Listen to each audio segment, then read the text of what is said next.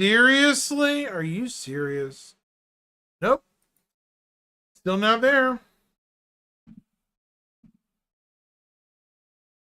Are you kidding me? Why is this not working? Okay, I don't know. It's just, yeah. Come on. Seriously. Thank you. For crying out loud. Sure.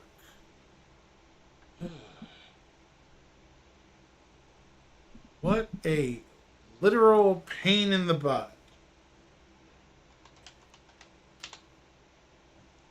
What? What in the thunder?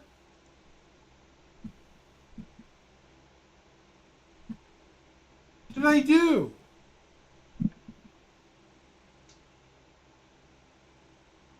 Excuse me. They are enabled.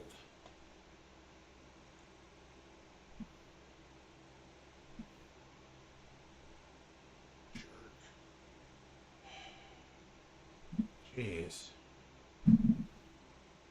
Well, that was certainly irritating.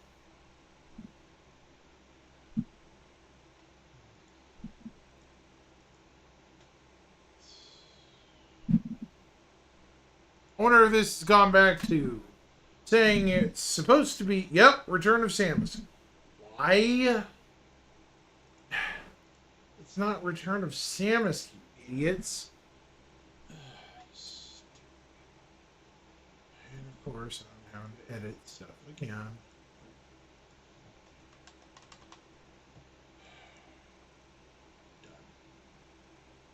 Jerk.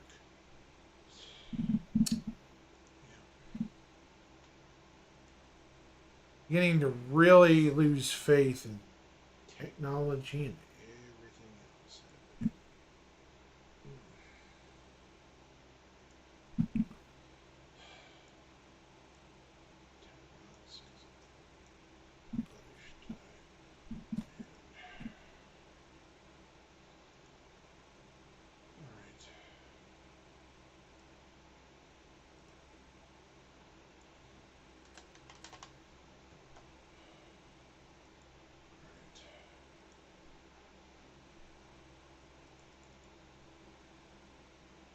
There we go. We're so much better and happier now.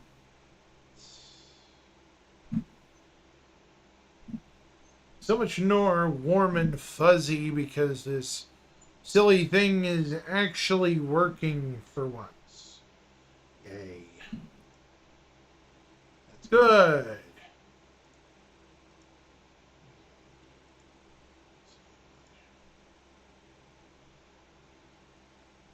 I am not streaming Return of Samus. You dumb computer. I don't know why my computer is just dead set. Let's see that. Don't know, don't care. Seriously. Whoa. Fewer people the other night? Jeez. Alright. Well.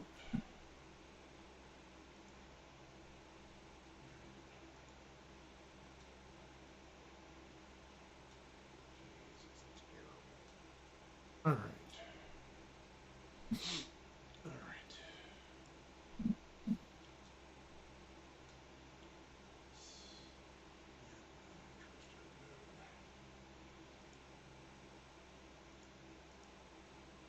Alright. Now my camera is actually working. That was kind of funny. How my camera just decided to go wonky for no apparent reason tonight. Definitely funny. All's in a day's work for being a content creator. Which, yeah, good times. Good times, good times.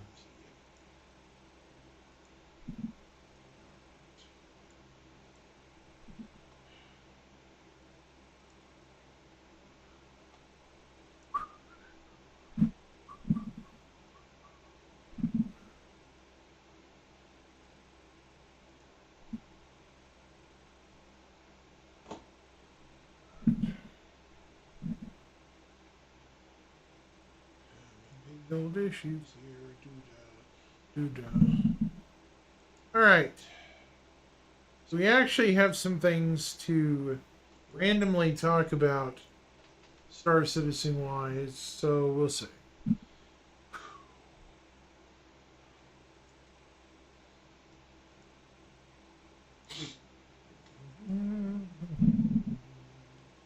Okay.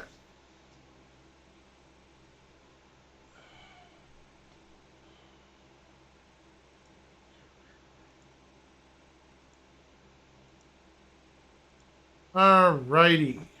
So, recap.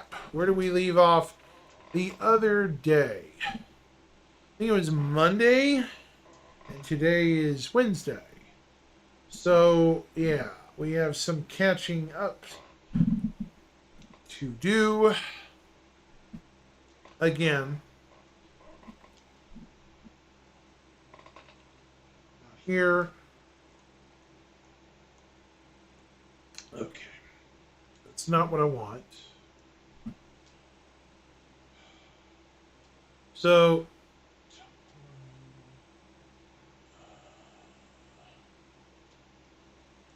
there we go.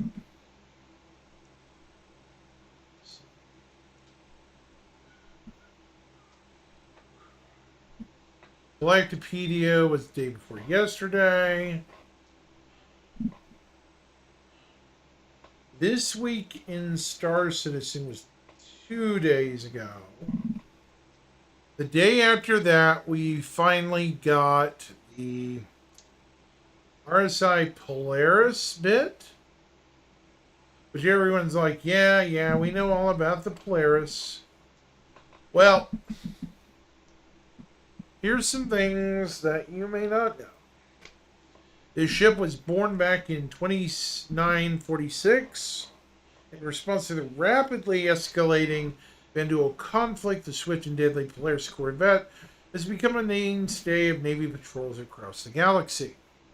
With massive torpedoes designed to take out much larger ships, an onboard hangar, and a military standard medbay, the Polaris punches well above its weight class and is just as capable on long-range patrol missions as it is keeping your local star system safe.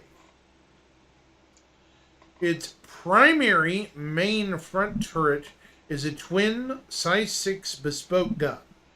These are very powerful turrets. So these cannot be removed. Kind of wish they were energy guns, but it's a nice trade-off. But being bespoke, they typically have more power and punch behind them than standard size 6. Thank you for the follow, Knights of the Dice Table.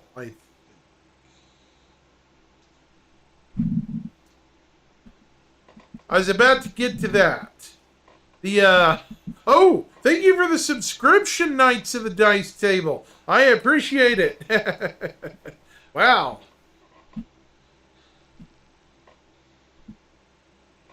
What do I think about the Polaris price increase? Well, that's a good question. What do I think? Well, while I understand it's expensive, it's a capital ship. It's not made for single players to showboat around the galaxy. Let's be honest, guys. This is a org builder or something that would accompany an org fleet.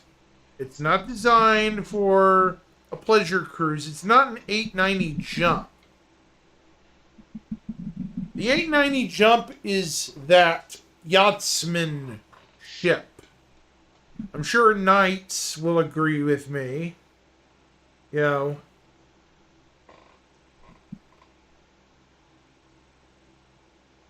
how many 890s were CCU? Probably a few, I would assume. I'm surprised, though. I'm going to be honest with you. I'm surprised that no one's talking about why the Pioneer, which is in a similar price point, is non-CCUable, right? You cannot upgrade chain it at the moment. Kind of a bummer, but I get it. But it's, yeah, it's kind of sad, but you know.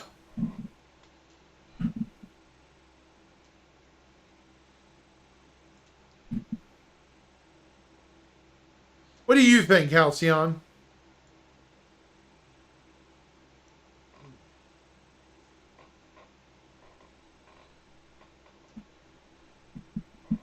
Yeah, that's why I think it's kind of weird. You know, you can upgrade to it.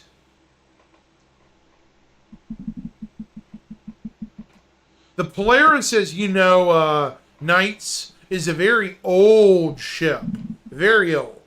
Well, it's been in the backlog for years, since 2946, which, if you do the math, this is 2944. This is an 8-year-old concept.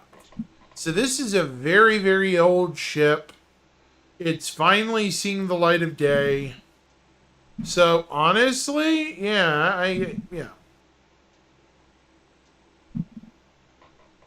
It is nice to see an old warhorse come to the table, I'll admit.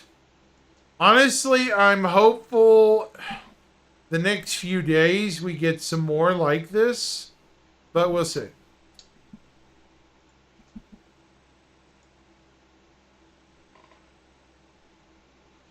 Okay, so the size 6 gun, honestly, these are two size 7s, technically in power. So these punch hard. This'll hurt. This double size 7 turret. Um, it's got 4 front-mounted torpedo launchers with 28 size 10 torpedoes. It's got 2 bespoke front missile racks with 8 size 3 missiles and a rear remote missile turret with 2 size 4 missile mounts with 12 size 2. So what's the math here? Do we have 24 size 2 missiles and 16 size 3s? That's quite a few missiles to throw around. If that's the case. That's quite a few missiles and torps.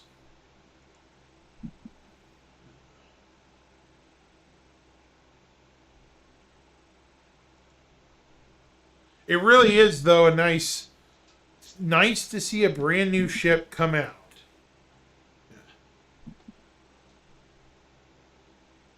It's got 1 rear remote, rear laser turret, lower rear turret with 4 size 3s. I have an echo again. Uh-oh.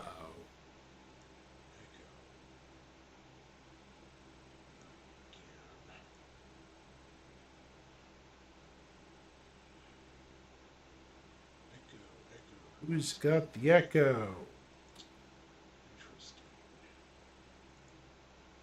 Oh 07. Let me double check. I think.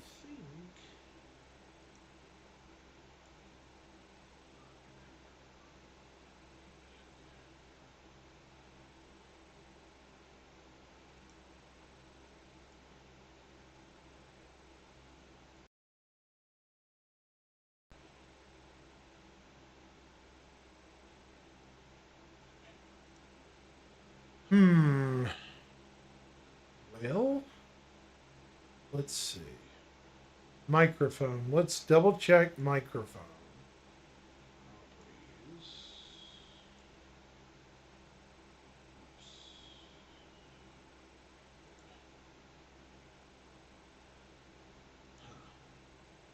Interesting. I wonder if I'm going to have to go in and disable it again. Let's see.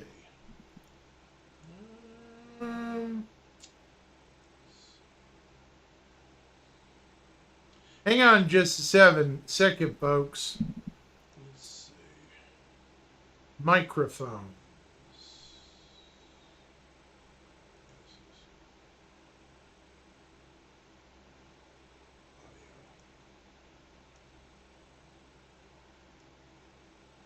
Yeah, I had to reset something. So hold on a minute. That's what's going. Okay.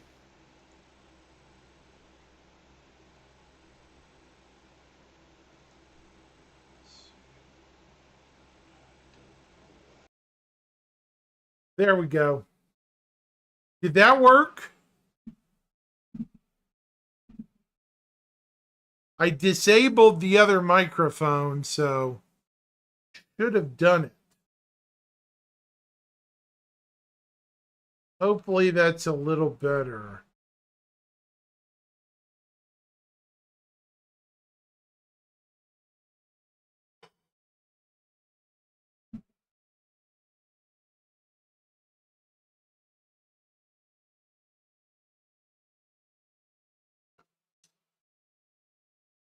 Cool. Yeah, I had to reset a device, Luna. It was giving me some grief earlier. Sorry. So the Polaris has one lower rear turret. It's 4 size 3s, pretty good firepower. It has 2 manned side turrets, 2 times, with 4 size 3s on the sides, and 2 manned top turrets with 4 size 4s. It's got some reasonable firepower. In terms of paints, it did come out with some okay paints. I've seen uglier. The Apex is kind of a greenish kind of paint. It's not my favorite.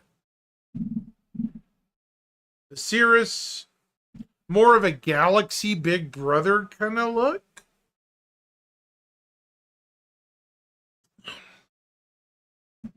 Which looks okay, that's pretty good. And then we have the Quasar, which is this sleek black and gold. This is probably my favorite of the Polaris paints so far. Right now. The black and gold dark coloration one.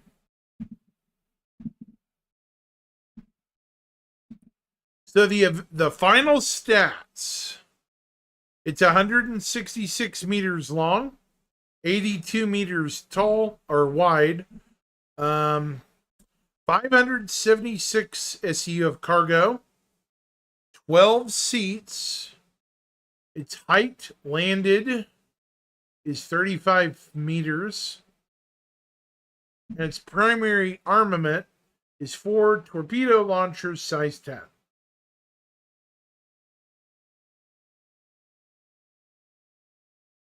Yeah, it's a thank you, Luna. I'm glad you checked that for me. I was wondering if it was gonna be goofy again.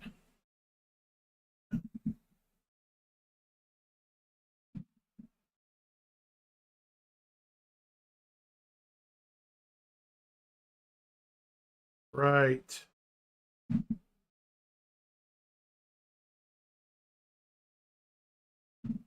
So where was I? Okay, before the Polaris. Talking about. Okay.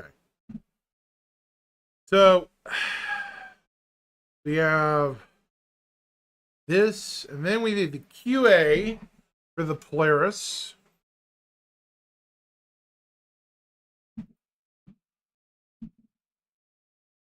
Question and answer. So, what role does the Polaris fill in the current persistent universe? The Polaris is the first military capital ship to arrive in the persistent universe, setting the standard for capital ships in Star Citizen. Fast and lethal. Those were the directives. How do we make something that both meets those expectations in a ship this size? It took a massive amount of work and ingenuity, but I think we did it. Jules Parley, RSI lead ship designer on Polaris. What vehicles is the Polaris particularly suited to combating? Which vehicles would be effective against the Polaris? The Polaris boasts formidable firepower, featuring size 10 torpedoes and a powerful forward cannon designed to deliver devastating damage to larger ships once their defenses are compromised, allowing for precise, impactful strikes. While its secondary turret offers some protection against fighters, I think it means secondary turrets. You're not the only one, Halcyon, and I'll talk about that really soon. As soon as I get done with this, it's a nagging thought I've had. Yeah, kind of in the back of my head. I'll get to that in a minute. It excels as a long-range powerhouse rather than a brawler in close quarters combat. I have to agree with that. Yeah. What's the largest ship that can fit? The Polaris hangar is designed to fit an Aegis Saber. However, there's ample space, and players have already come up with some interesting loading solutions. I've heard a Terrapin can fit. Can anyone confirm in chat that the Terrapin can fit in the Polaris' hangar? Because that would be awesome. The Terrapin is a very heavily armed, rollout reconnaissance ship. So honestly, a Terrapin fitting in that hangar would be awesome.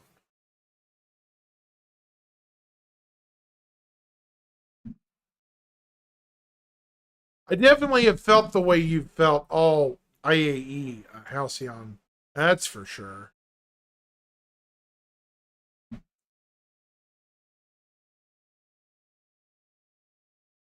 What are some of the key changes made to its concept between release? There are a few changes that happen throughout its concept. The major highlights are an extended armory. There is no longer an executive officer's quarters, which that kind of bummed me out, but it's okay. Rework crew quarters into bunk rooms. Addition features on the bridge. Large front turret. Changes to torpedo release mechanism. Does it have the capability to service fighters in the hangar bay, such as, the standard rearm, refuel, repair?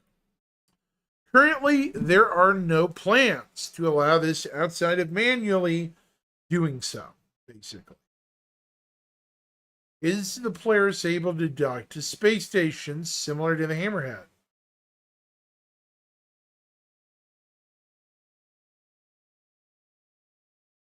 Oh, I'm sad I missed it too, Luna, because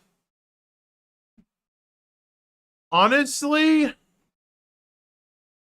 do you want to know something, guys?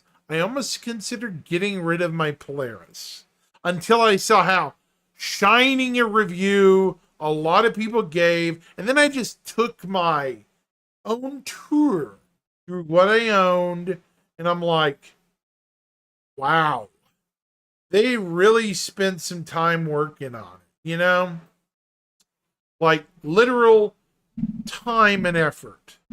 There's a few niggling issues that are going to be fixed, but yeah, those are going to be handled soon enough,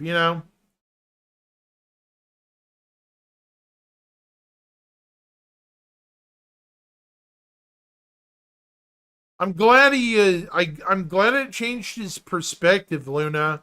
Thank you for sharing. It says the Polaris features a docking port on each side. That's good to have redundancy. It has several different facilities on each ship, such as cargo bay, brig, medical, crew mess, armory, bunk, crew bunk hubs. The Polaris is not a modular ship, and rooms cannot be swapped out. Well, I think it's too small. I really bet it was. Do you remember when it was, Luna? Which one?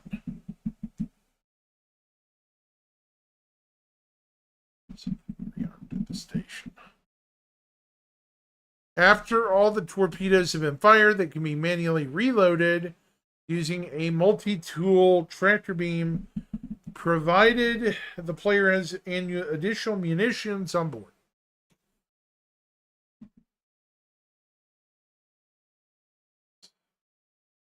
The Polaris comes with automated PDS turrets. How do these weapons operate? Do the turrets choose their targets?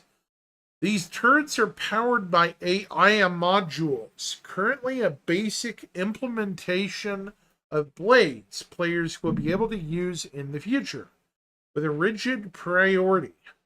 Incoming hostile ordnances, bombs, torpedoes, missiles, and nearby hostile vehicles, probably ships too. In the future, players might get more control of this. At the time, we're watching the feedback closely as players try them for the first time. Has anyone seen the video of the PDCs on these ships? Just, let loose and rip into ships? They're lethal.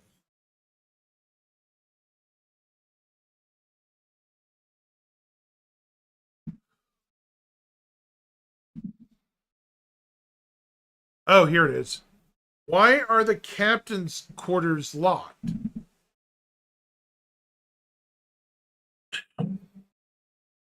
To ensure the captain's quarters meets the highest standards we strive for, we decided to hold this room for the next major update. Allowing players to access and store items in the room could have caused persistence issues, which we chose the most reliable approach, locking the door and removing it from the exporting layers for initial launch to be released soon. Cargo bay. Cargo bay is specifically for cargo. However, we have no doubt players will be able to fit a vertical garage of vehicles in there. Now, this is my one nitpick, folks. Could the the room labeling and signage be reworked to make navigation more intuitive without requiring a map? For example, signs can be placed on walls for better visibility, or room color and lighting contrast could be adjusted to improve clarity.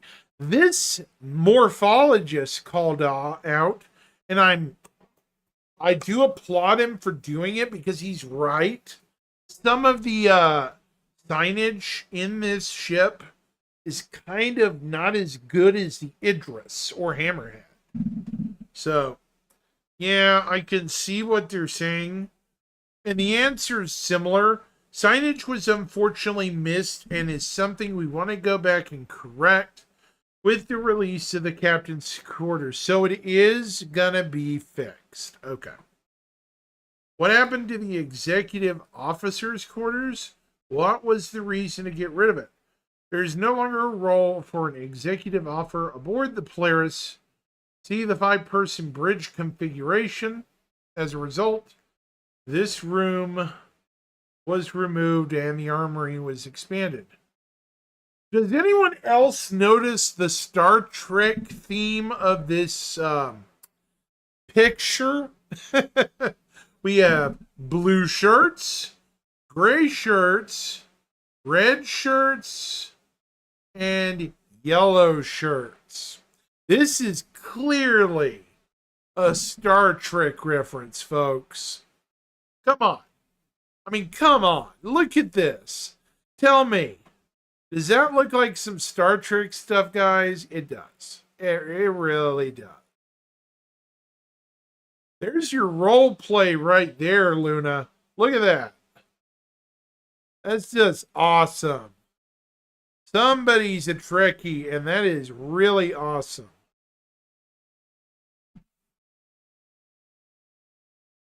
Congratulations, Luna. Very much congratulations. Me too. Is everything good regarding you? No issues? I'm very happy for you. Everything went fine. I'm not trying to be nosy. I'm just hoping everything went well.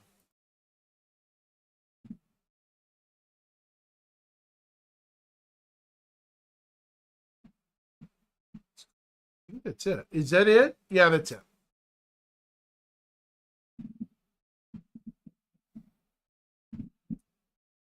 Yeah, I'm glad they acknowledged the signage. It was terrible, Luna. Morphologist made the comment about it, remember? And he's like, what's up with the lighting inconsistency in the signs?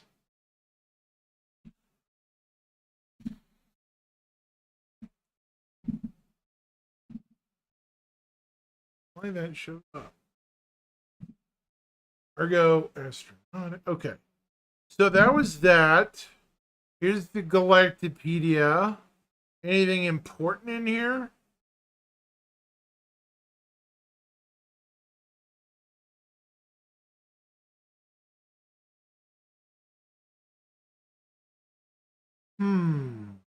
Interesting.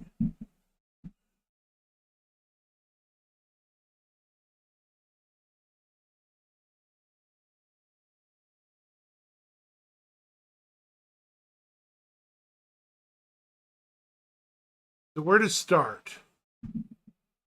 Argo Astronautics, I guess? Yeah. Here. This is a long article. Okay.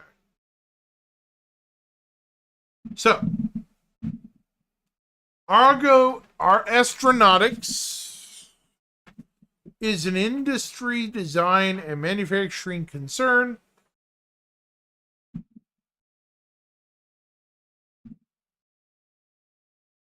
Oh no. That's terrible, but I'm glad everything's okay. Do not let anyone push you off leave. Luna, your health and your safety take first. If anyone balks up about it at work, remind them you have a doctor's note. You answer to your doctor, you don't answer to the boss. If they say, well, we had to, X-nay on leave and stuff, remember, you literally have the weight behind you of your doctor. Don't hesitate to use it. They tried pulling that crap with my mom. Sorry, I'm having to say something. They tried doing that crap to my mom when, me and my brother were born. She didn't let that fly. So, yeah. I'm glad you're safe and okay.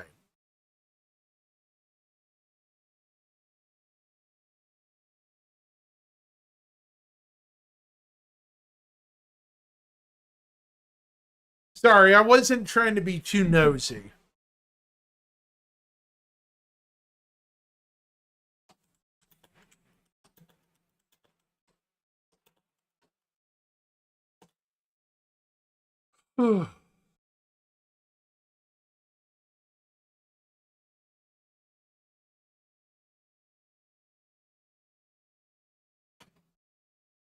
I am glad all is well, though. That's good. Congratulations, Luna. Best known for their MPUV line of spacecraft.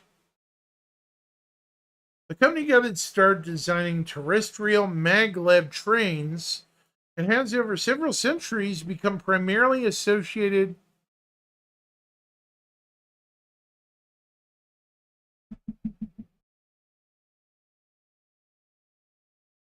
I'm glad you're taking your doctor seriously.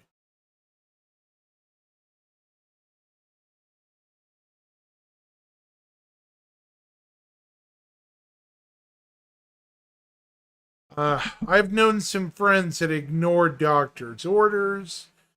Eh,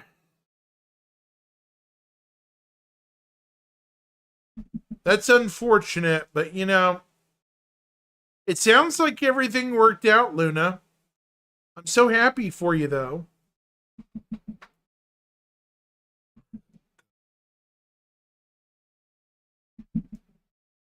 No other issues?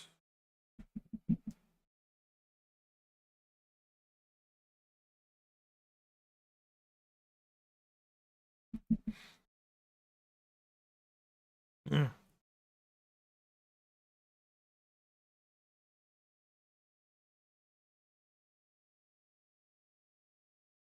All right.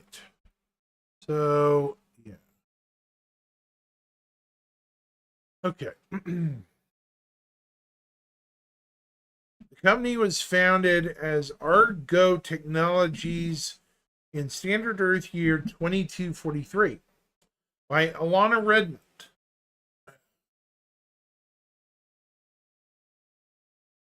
as an assistant engineer.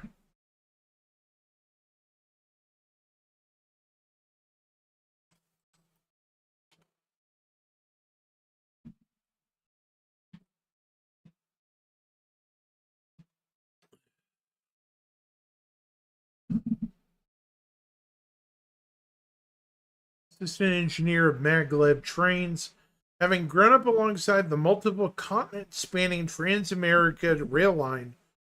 Redmond had a lifelong interest in trains. In her spare time, she invented a tool to automatically repair weak spots in the maglev tracks.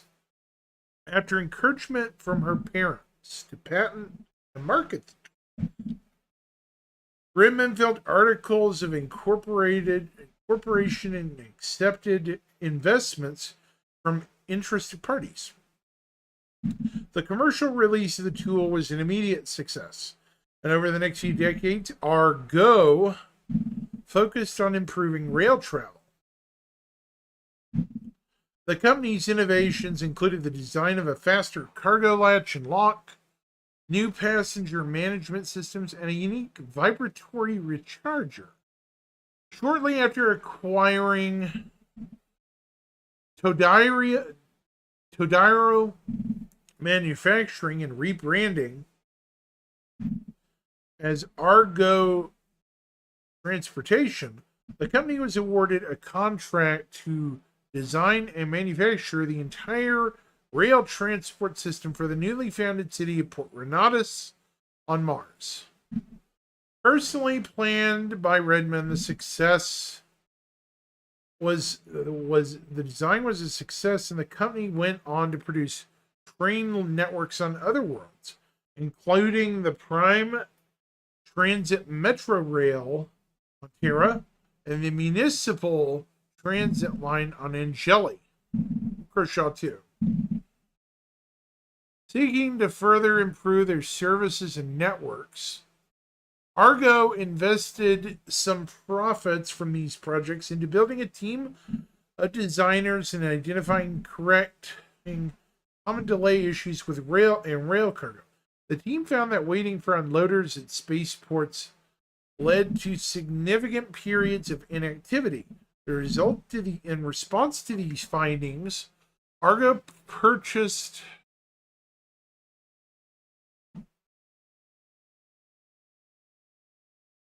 very good. You're very welcome, dear. I'm glad everything went well. I'm pretty sure it's very loud. sometimes, you know. But it's wonderful, you know. Children are a joy.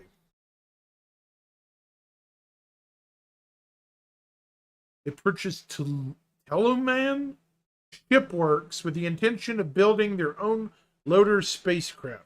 The result was the OCU, which is the Argo Orbital Utility Craft. The OCU is capable of unloading stock cargo containers from Argo railways and moving their contents to orbital stations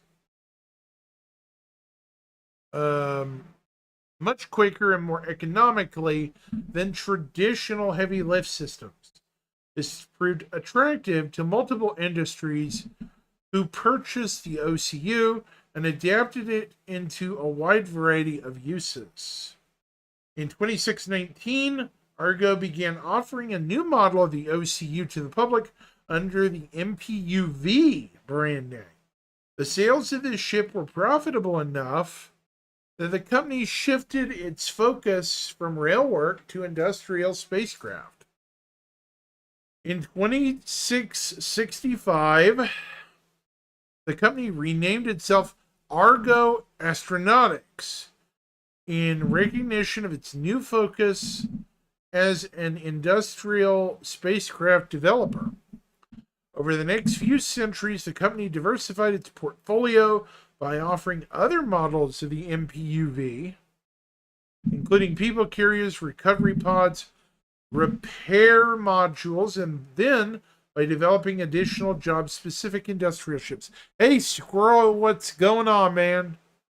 While the MPUV is still its best-selling product, Argo has also produced spacecraft, shuttlecraft, low-atmosphere skippers, and re-entry pods, among other things. Remember this one, guys, for later. Re-entry pods?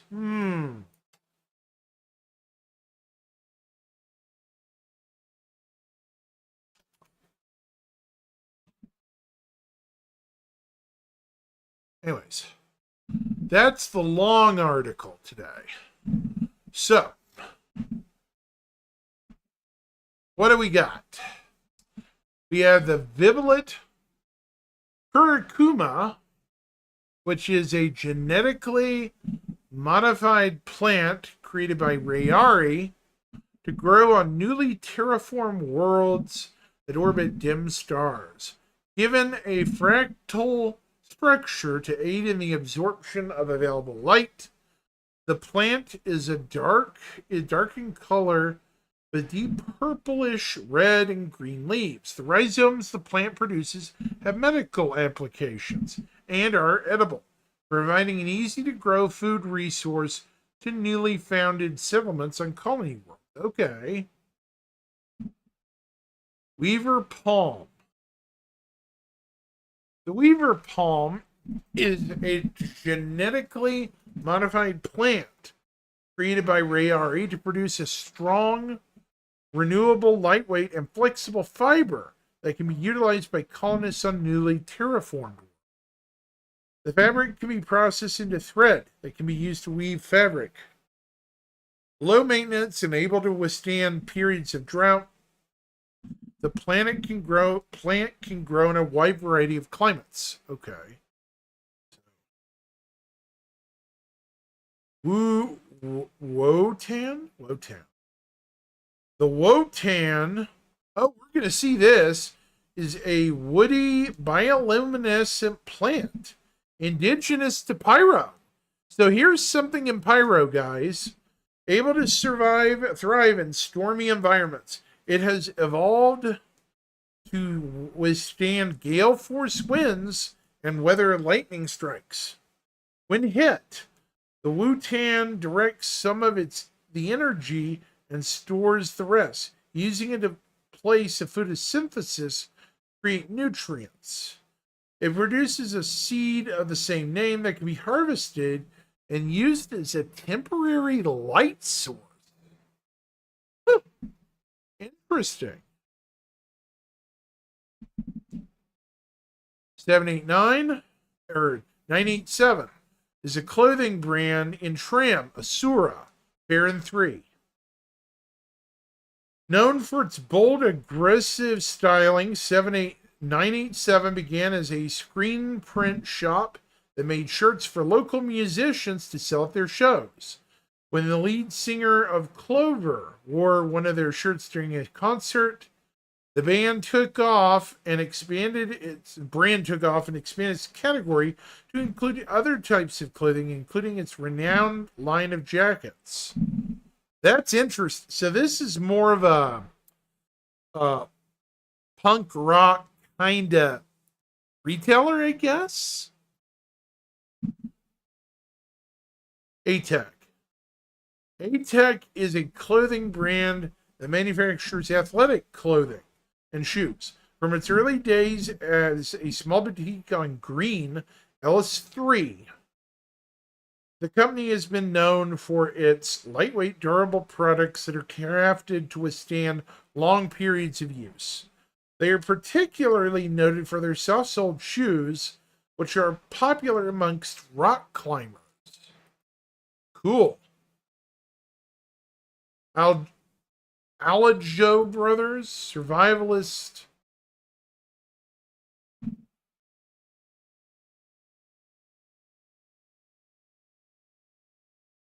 Aljo Brothers is a clothing brand that specializes in producing outdoor gear and survivalist equipment. Known for its rugged, practical designs, it often partners with weapon manufacturers to produce shirts decorated with company logos. The brand came under fire in 2949 for its use of xenophobic messages in an advertising campaign. After a period of public pressure, they pulled the ad but did not issue an apology, leading some activists to boycott Azure Sky Zero. EVA suits. Okay. Azure Sky Zero is a tech company that produces EVA suits, EVA packs, and other wearable equipment. Particularly notable for their better built line of propulsion devices, the company began as a machining studio that produced and sold off custom parts to spacecraft corporations. They began experimenting with EVA tech in 2911, releasing the BD1 under their own name in 2914. TBD. Okay. I'm not sure that's what that means. Custom Built Duds is a clothing brand known for its aggressive anti-conformist style. Originally a Spectrum site for fans of do-it-yourself punk-style fashion, it launched its own line of clothing in 2777. Its earliest designs featured military elements described by the designers as a direct insult to the Meserback government. That's funny. CBD still includes this in their modern work. City Lights, clothing for the whole family. Hey, Steve, what's up, man? City Lights is a clothing brand that is sold throughout the UAE. Focused on affordability, it produces simple pieces with clean lines that are easy to construct and can be paired with a wide variety of pub outfits. The company was founded under the philosophy that anything they design should be as timeless as possible and within reach of anyone, regardless of social class. Okay, so they're like Levi's or no. What would be a good comparison, guys, for this company? Definitely not Abercrombie and Fitch, but I'm thinking, what do you think, Steve? What would be clothing brands that would be available to the average consumer that wouldn't be super expensive? You know?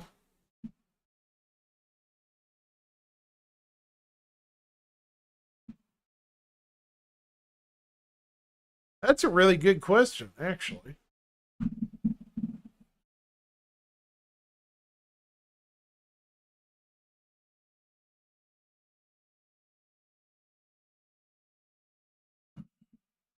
Definitely a great question.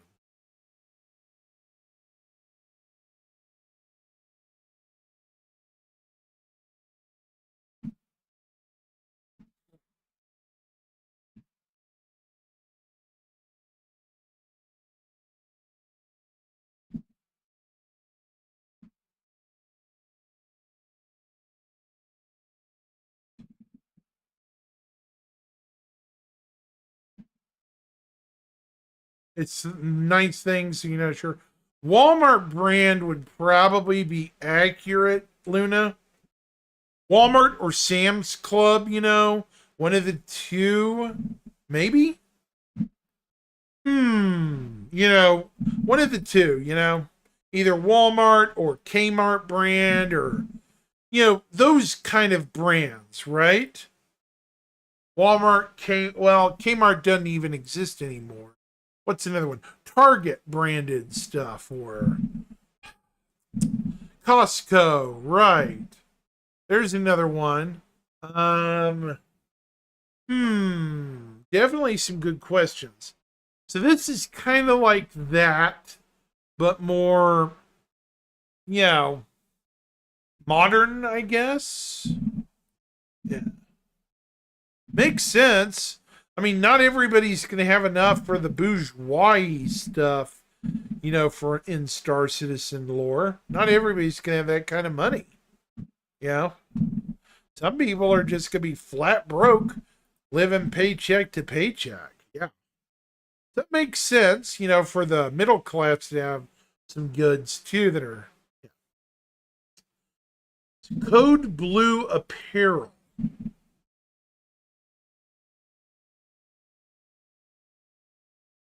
Uh oh. Is this not one to load? Yeah. Code blue apparel is a workwear clothing brand known for its durable products.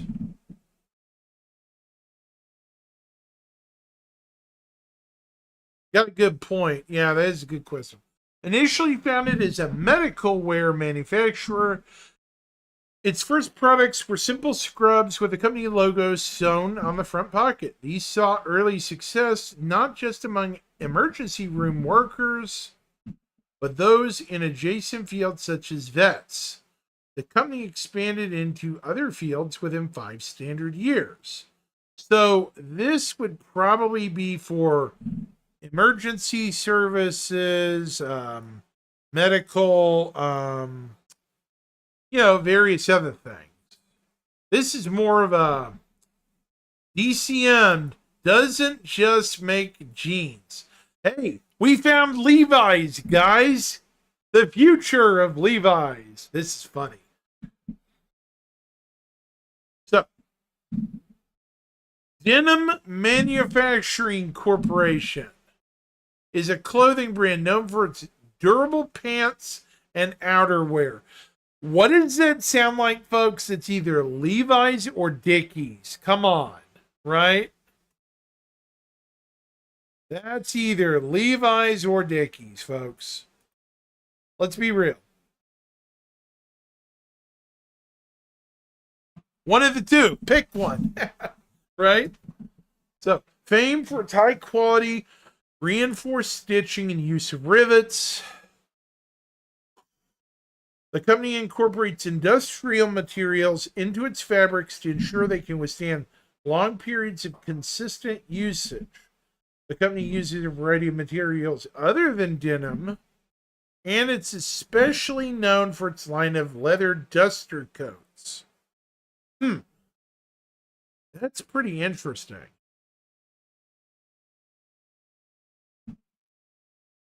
That is your Levi's. Well, pretty much, Luna. Yeah, I agree with you. This is definitely Levi's right here. Definitely.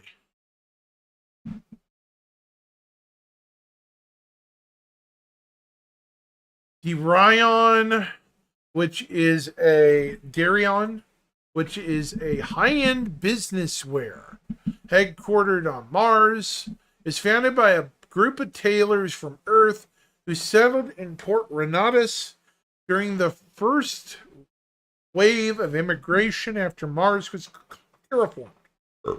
Excuse me.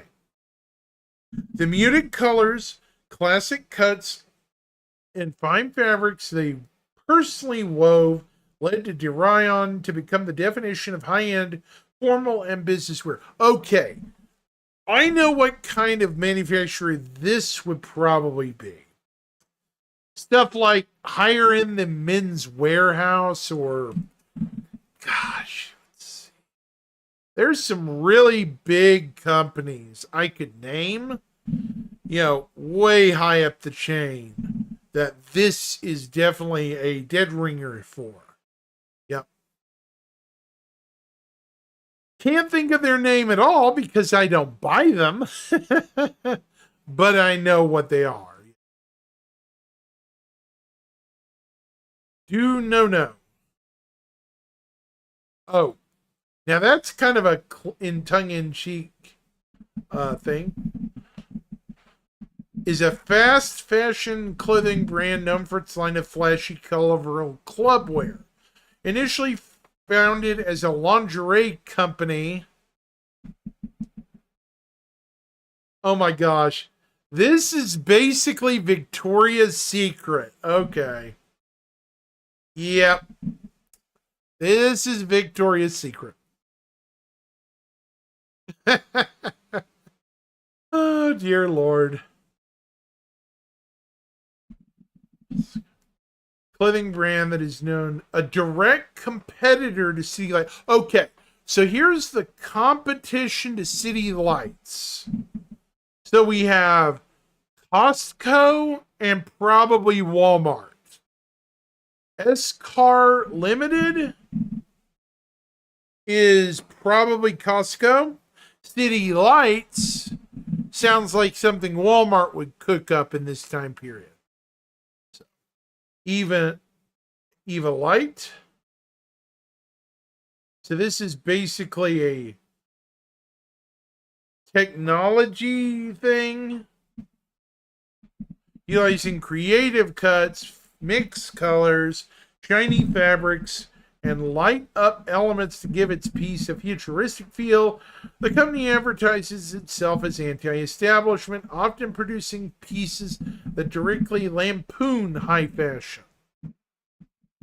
Despite its messaging, Eva Light is not popular among those who consider themselves true members of counterculture, so it's kind of a fad. Pharaoh, high-end shoe designer.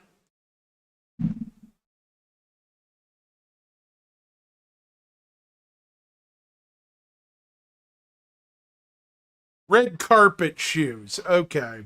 I can think of Parada, and some other companies, but yeah, I'm stretching it, guys. Yeah.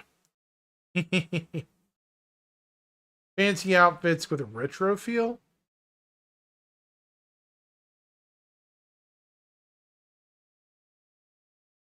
Really?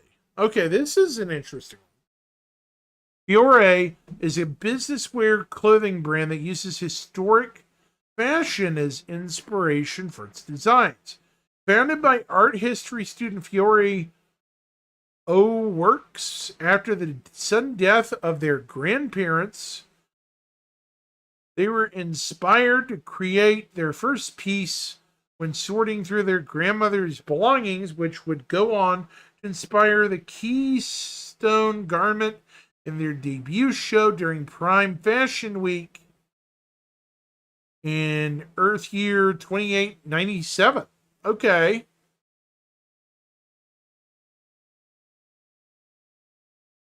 Grindstone boots. This sounds like what is that boot company? Everybody wears it. Caterpillar boots or something. It's a blue collar worker boots, and it's an industrial boot. Red Wing You know, Caterpillar, not Justin, that's show plate boot. Um, can't really think of any others. Help me out, chat. Who else makes work boots? Gray Wing, Caterpillar, yeah. Definitely.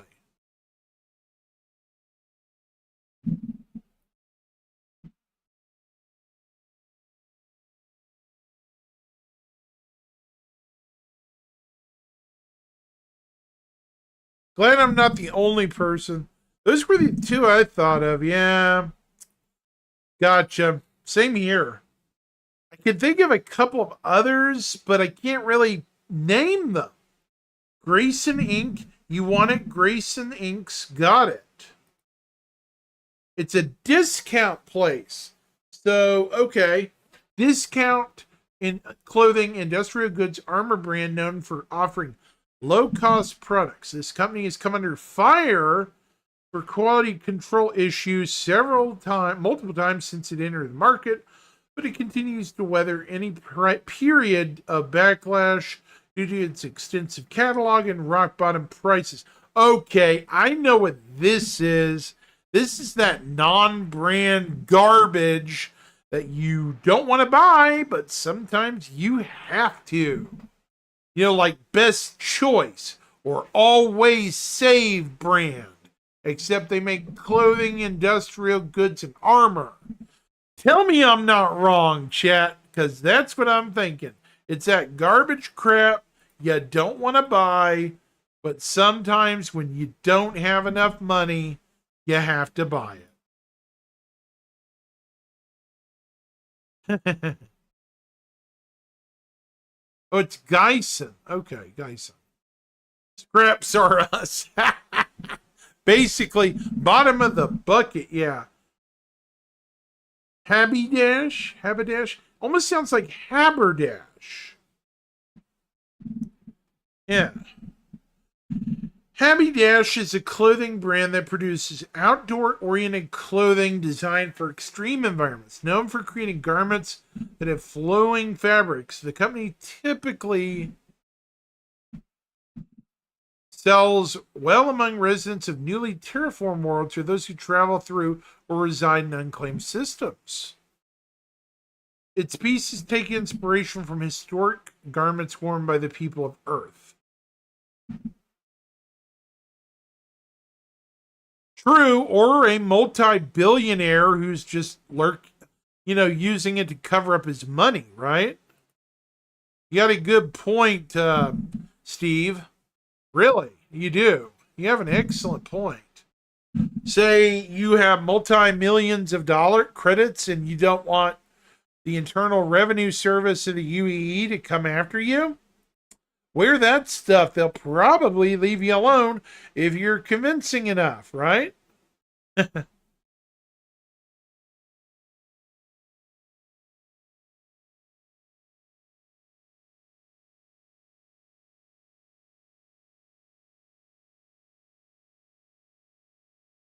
Not saying it'll work, but we'll see.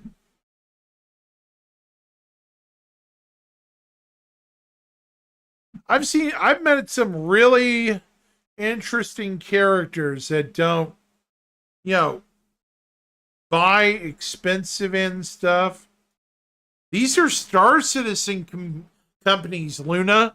So we'll probably see them in game. Like Terra and some of these other places. Yeah. These are all Star Citizen companies. So I'm thinking these are going to be, yeah, they all are. It's kind of interesting, I think, because if you look at them, I think there might be a substantial number of people putting out some new clothing and armor. See, a lot of them revolve around systems we're getting, but we'll probably see like boutiques that sell this stuff, so we'll see. Some of it might be lore only for now, but yeah. That is interesting, yeah. Well, the lore for them have been added, OG, but we'll probably see them sooner or later as more solar systems come online. Yeah. That was the Galactopedia. A reminder, Luna, that was the Galactopedia for this week. I don't think I read last week's, actually. I might double back later for that. This was posted 12 hours ago. And this is the Save Stanton stuff. Yeah. This looks like a news report. At least for now, Luna. They have no reason to put them in until we get enough systems, lore locations to support them, right? Definitely. Yeah.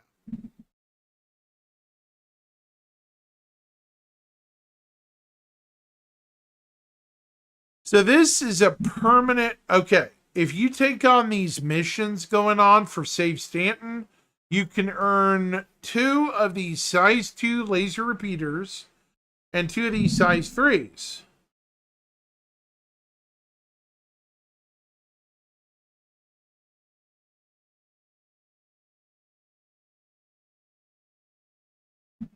They're called the slicers.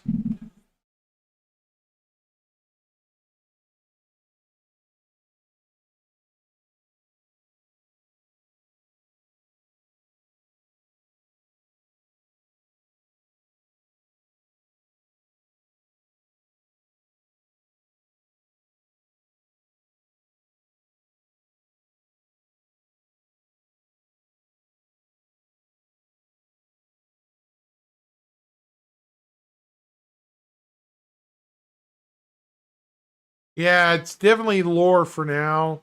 I'd say some of them might end up being actual location based places, but we'll have to see. It's like anything else, Luna, we'll wait and see. The roadmap roundup, we had some changes.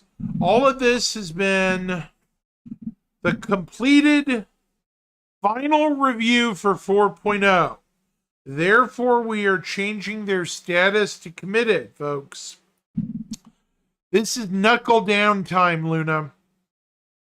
Server meshing 1.0. Jump points. Pyro 1 is the first planet from the sun of the Pyro system. Its thick, high-pressure atmosphere hides a strange landscape beset by powerful winds and lightning. Under these clouds, there's an ecosystem. Doesn't need to lead to all of them, yeah. Under the clouds, there's an ecosystem of plants and animals that endure its extremely high temperatures even during solar flares. Monox is the second planet. Nicknamed Monox for its deadly carbon monoxide in its atmosphere. It has a temperate climate and was seen as a viable candidate for terraforming shortly after its discovery. However, its proximity to the system's violent sun makes it dangerous for human habitation, and the UNE refused to clear it for terraforming, instead allowing corporations to harvest its natural resources. Undeterred by a potential risk, outlaws eventually took up residence on the planet where the last corporations pulled out of Pyro in 26th century. Bloom, Pyro 3. Bloom is the third planet. Cold, but naturally habitable. It became the epicenter of mining endeavors in Pyro. Pyrotechnic Amalgamated and several other corporations constructed multiple staging sites, employee barracks, and processing centers that were in use until the cost of their maintenance could no longer be offset by mining profits. Abandoning when the last active corporations in Pyro ceased operation in the late 26th century, they were claimed by squatters, outlaws, and former miners who lacked the means to return to the UE. Pyro 4 is the outermost moon of Pyro 5. Astronomers theorize it was once the fourth planet of the Pyro system. At some point before humans discovered Pyro, a massive celestial body collided with Pyro 4, catastrophically warping its landscape, destroying its atmosphere and knocking it into the orbit of nearby gas giant Pyro 5.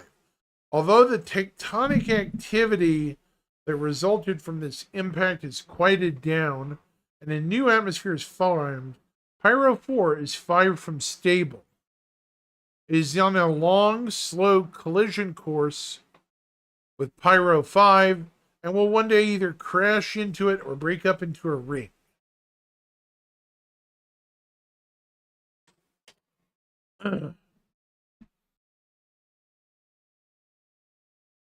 Pyro 5 is the fourth planet from the stars, given the designation 5 when researchers came across strong evidence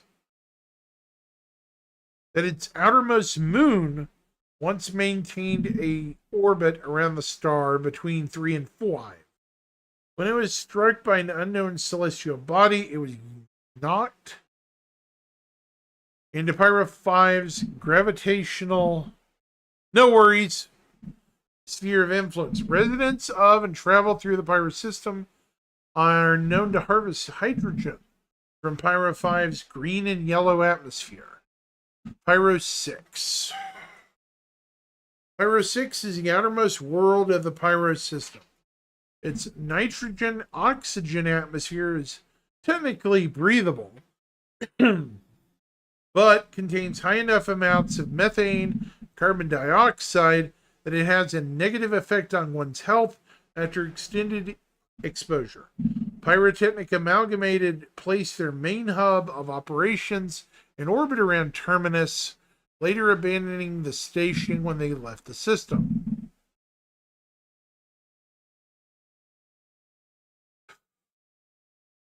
Let's see. So, Ignis. Ignis is the innermost moon of Pyro 5. The multiple canyons and dry river beds on its surface suggest that liquid water once flowed there in the distant past. Its frigid temperature and deadly atmosphere of sulfur dioxide creates an unfriendly environment for those who lack proper protective gear. Nonetheless, the moon sometimes sees visitors seeking to resupply their air reserves thanks to the small amount of O2 in the atmosphere. Vatra, the second moon from Pyro 5, its thick, high-pressure atmosphere of nitrogen and methane supports an ecosystem of plants that subsist on hydrocarbons instead of CO2. Some water is present on Vatra in the form of ice, but it is too cold on the surface for it to exist in a liquid state. Adair is the third moon from the gas giant.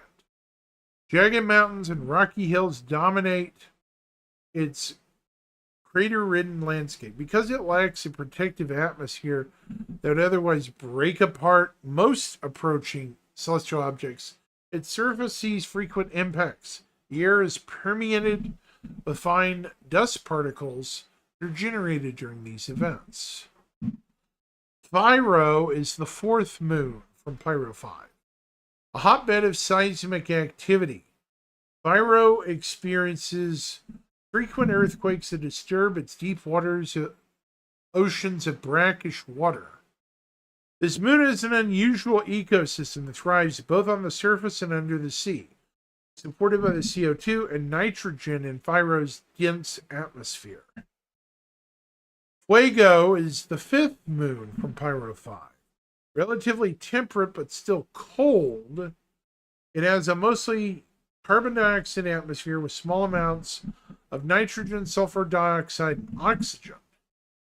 High amounts of iron sulfide in its soil give its surface a yellow-black color.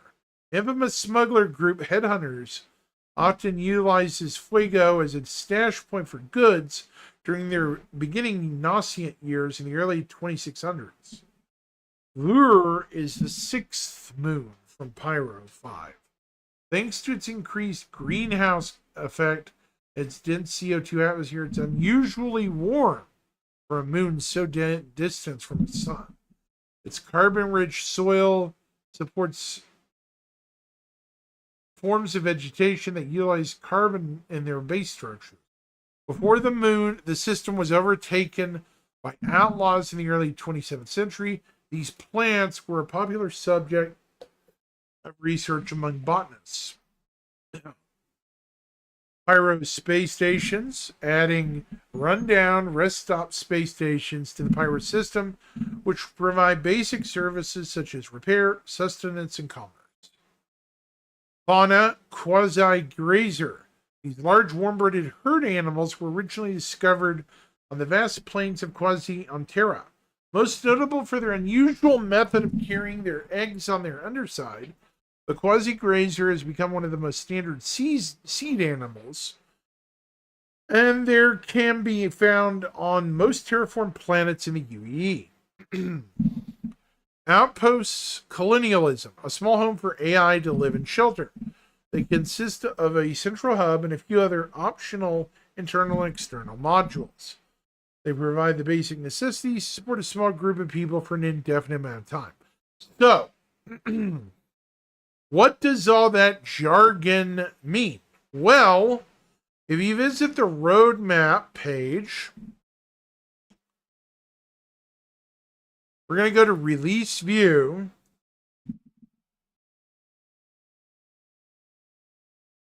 Four 4.0 is still tentative 2024.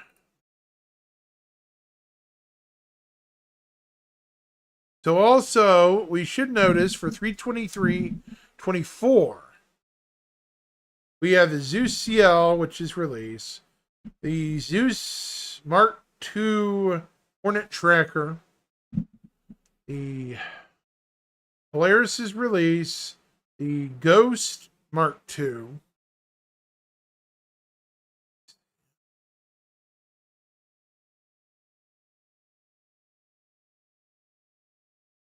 I think that's it. Just those two ships. Then on locations for 4.0, we have tentative, contested zones, asteroid bases. All of the this is confirmed, y'all. It says tentative, but I don't think that's tentative. This is supposed to be confirmed. Omitted, yeah. Might make a comment about that to them. AI, quasi-grazer, gameplay, new missions, repair location, and jump points. And core tech, server meshing V1, and system refactor.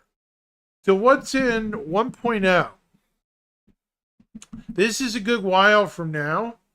Starware, gameplay, launch security, planetary shields, ownership, guild system. This is all much further down the road. World replaces planetary systems. We have Nyx, Terra, and Castra. I swear, if they release all three of these systems at the same time, I'm going to crow. But it's not going to happen. Well, it could, but a little hesitant to say it will. So what have they been working on in the back end? They're still working on the... What is this? This is the Super Hornet Mark II. Right here. The Hornet Ghost and the other one. Here is the Super Hornet Mark II.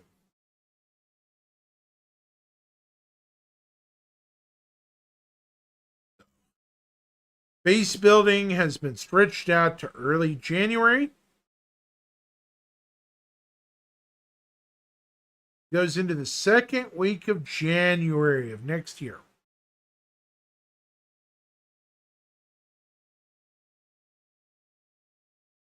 Crafting has been stretched into the second week of January.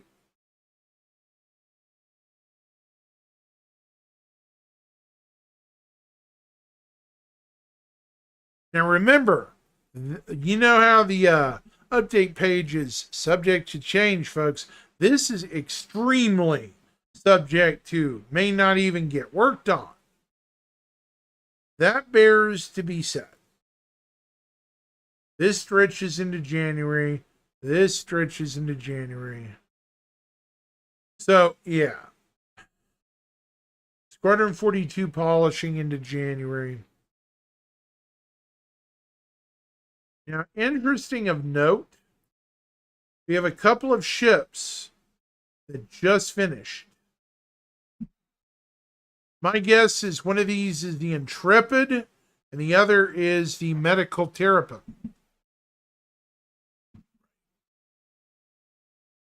But we still have a third one. What all got announced this IAE? I don't think a lot of anything did get announced, did it? We're about halfway through, right, Luna? If I remember straight. There are 3 ships that could easily drop this IAE. So let's see. We're going to go with standalone ships. And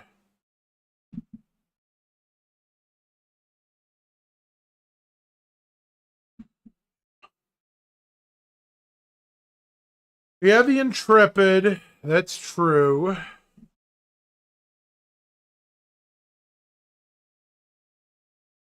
Yeah. I'm not seeing anything. Probably that anvil concept. I think the big one, the Paladin, if it's real, is, which it looks like it is, you know. I'm just saying it's, the picture was super, you know, sketchy on it. But yeah, I mean, I think you're probably right. Yeah. I think you're right. Yeah. Definitely the Paladin, if that's what it really is called. We'll just have to wait and see. You know, like a lot of stuff. From what I understand, it's supposed to, yeah, the mystery anvil ship, yeah. Exactly.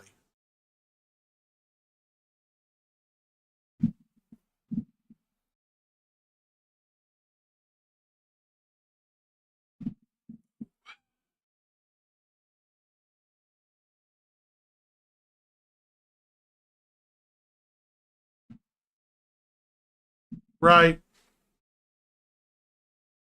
So we're on RSI day. Drake could also throw us a curveball. That's always a possibility. I was really hoping Misk had something in the bag, but it doesn't look like it happened. But some people I've talked to have said that the Misk ship will happen closer to 4.0. We'll see. But yeah, what day are we on? Oops. It does share some looks of the Valkyrie. You really can't tell how big it is. I think it might be bigger than the Valk. Oh, it has to be. Valkyrie's pretty small. Well, it's a big medium, you know what I mean? But it might be bigger than the Redeemer. I hope it is. You know, like 60, 80, 90 meters, maybe? We don't know how big it is based on the picture because it's, you know, kind of goofy looking. The picture. So we are on day, what day? Day 1 was Crusader. Day 2, Aegis. 3, Mirai. 4 Gattack, 5 RSI, 6 Argo, Consolidated, Gray Cat, and then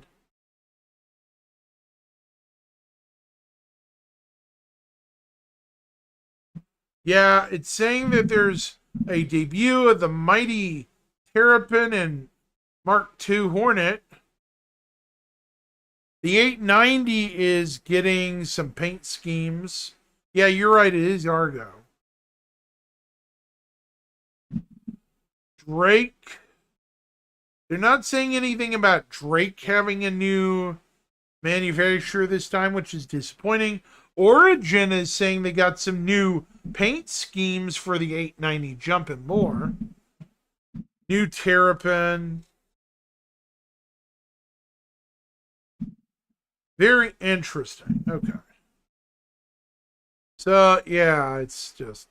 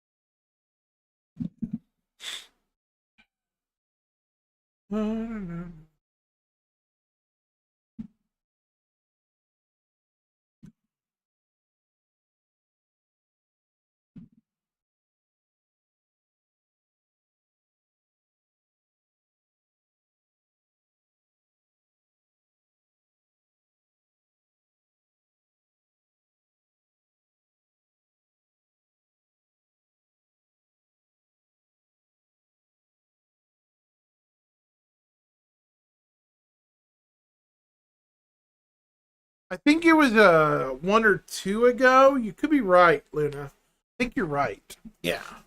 It's at least 1 or 2. You know? Right? Right?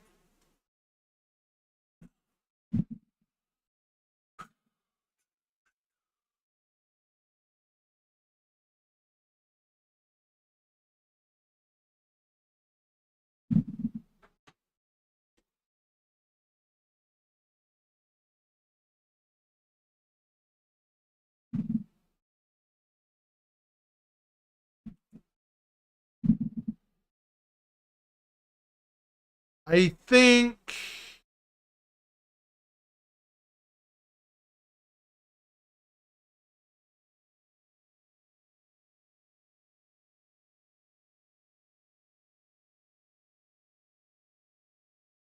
Huh. Yeah, it wasn't this one.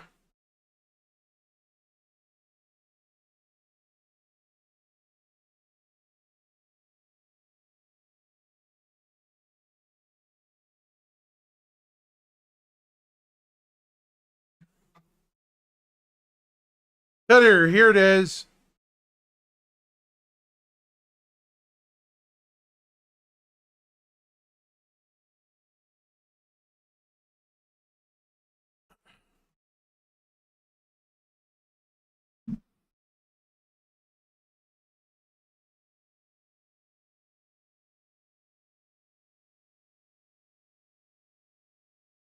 Actually, the Rambler is a very underestimated ship. It's got excellent fuel range, honestly.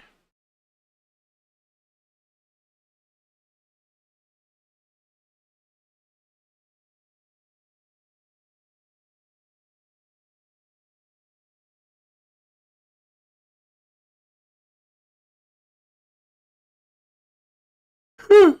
Man, excuse me. The Rambler's actually got a good design. It's got that Winnebago that's ugly but your friend kind of look. You know? Right?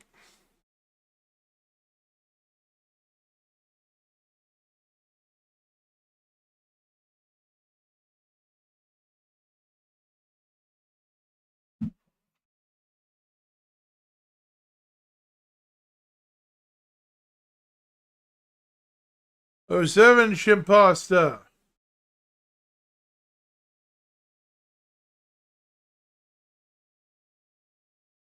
Nah, I haven't even flown it yet, Chimp. I just didn't feel up to it this year. I wanted to, but I'm like, eh. I didn't. I've been dealing with some stuff, so yeah. The way they're talking, the way they are talking right now regarding 4.0 might mean we may get a first wave PTU pretty soon. I hope. I'm not saying 100% shrimp pasta, but did you notice the wordage in today's roadmap roundup? Yeah,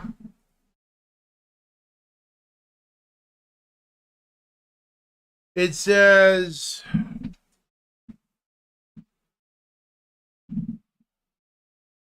yeah, they've already completed final review for some stuff for 4.0. Thus, they've changed their status to committed. The very fact they have anything committed, Shemp, means 4.0 is like soon, like laser soon, you know?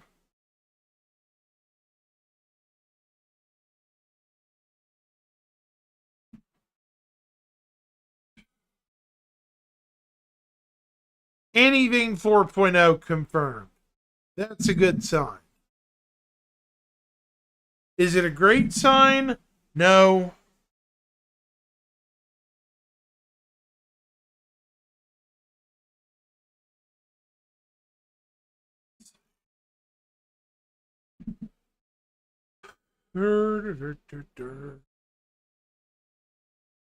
Meh.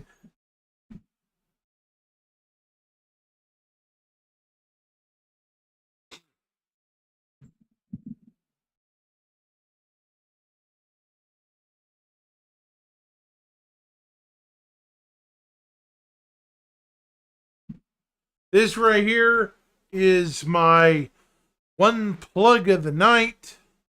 We are having a Bar Citizen meetup at Stillwater Hideaway Pizza, Stillwater, Oklahoma, around 6 o'clock on the 7th. So this Bar Citizen is how many weeks from now? Not this Saturday, but next Saturday. The reason we're having it so early in the month is because, you know, like right after the 7th, everybody's going to be on the road going to their parents, you know, and, you know, they're going to be doing things for the holidays. You know, they don't want anything to do with people other than their families. So, yeah. Excuse me a minute, chat. I will be right back. I got to get some water. I will be right back. Probably 10 minutes tops. Be right back.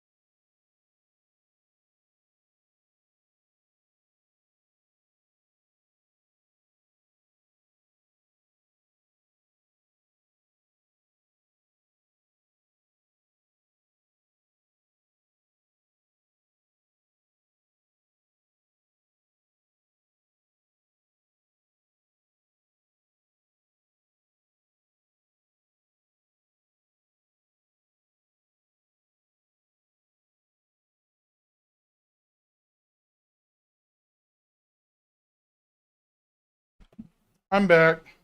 Sorry about that.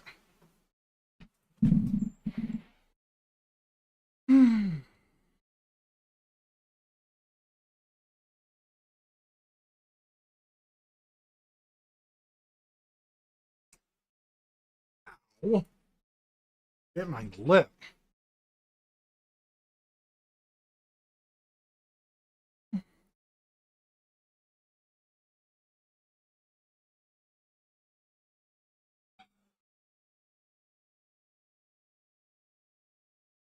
Thank you.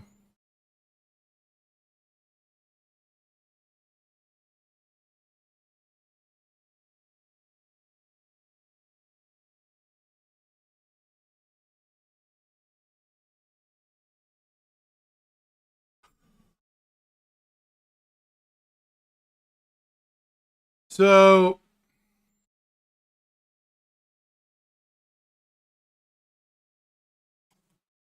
oh my goodness.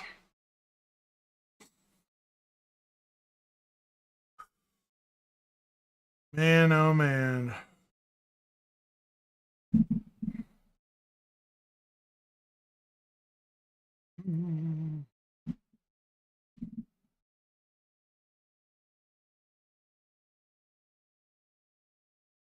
So, what do you think, Shimpasta, we might get for brand new stuff this year?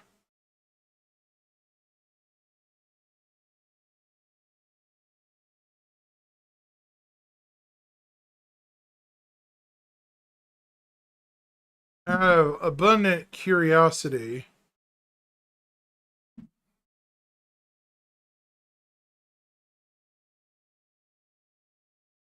you think there's still some room for some surprises?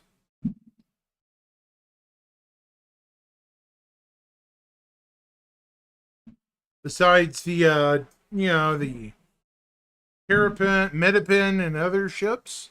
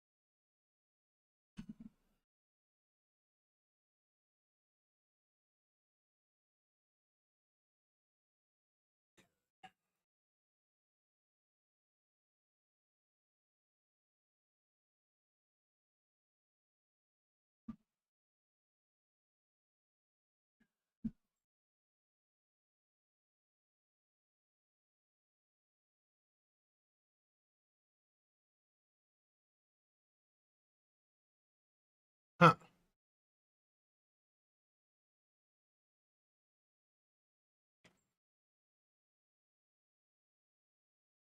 Yeah, I think Anvil Day's probably the last two, Luna. Probably more than likely.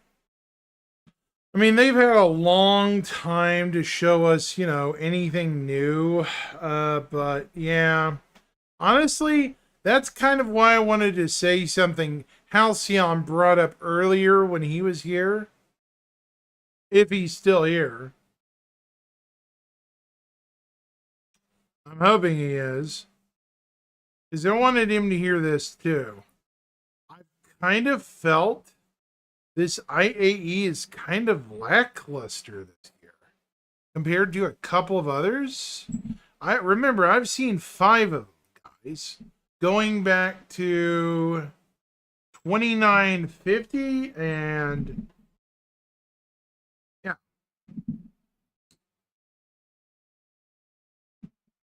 I think I saw 2949 maybe.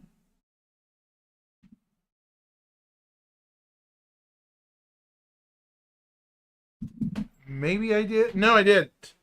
I started in the first. I skipped 2949, but I was already part of the verse then. But 2950 was when I joined.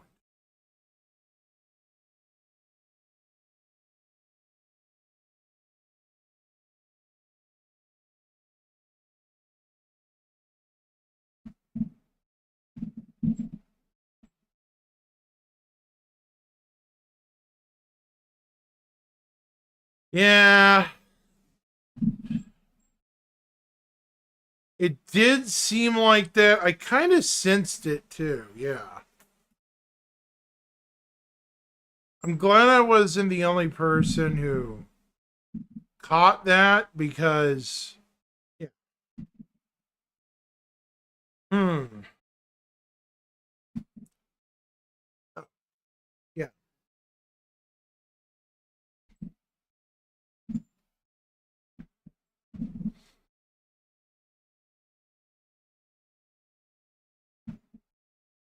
See, this is up to 10 days.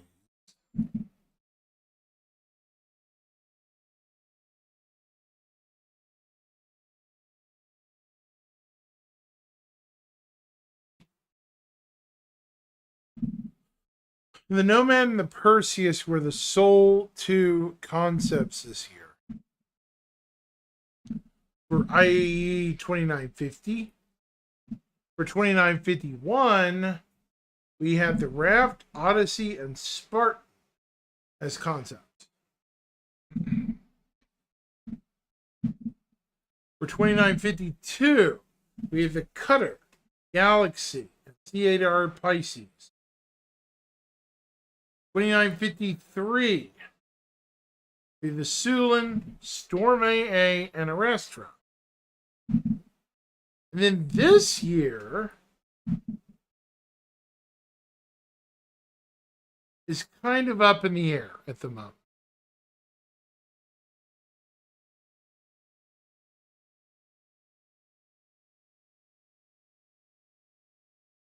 I know, Luna, and that's kind of concerning.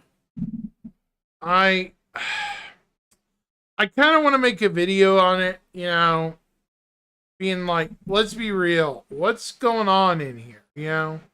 Here in a few days, I've thought about the more I've been hemming and hawing on it. It's like, yeah,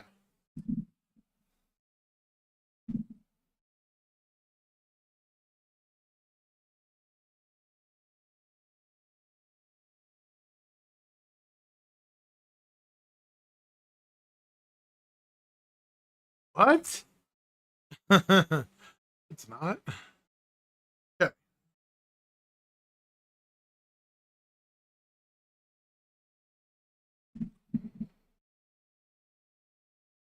I think one of the things that killed it partially is there are several ships that weren't available that were a lot of people thought would be available. At least for concept sale. Know that yes, they were not promised, but still a bunch of people kind of expected several of these ships and they were nowhere to be seen.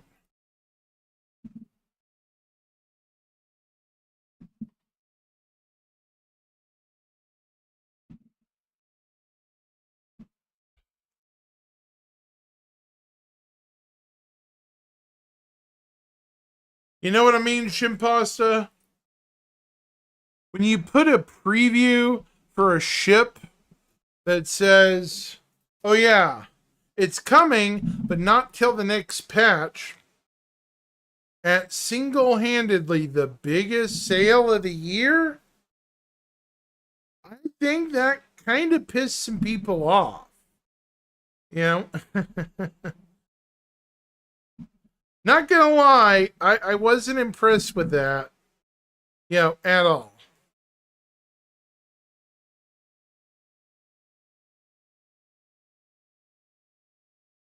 This month is.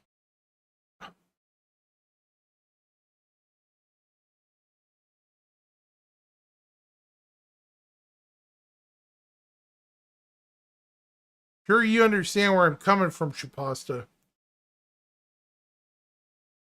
You say, oh yeah, we've got a preview for a brand new ship, but then we don't sell it. Yeah.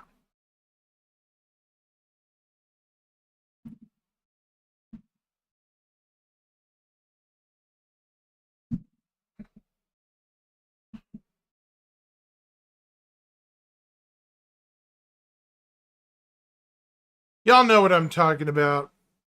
The whole Airwolf commercial with the Miss Guardian in it, or Mariah Guardian.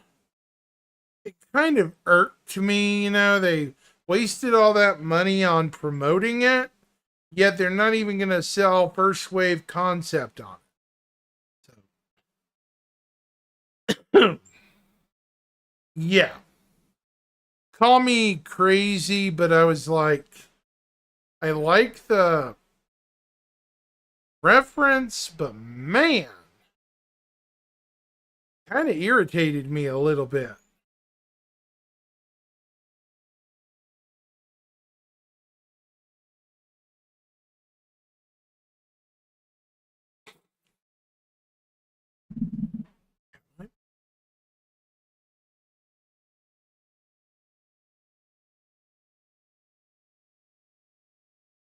Whoever did that at marketing was dumb.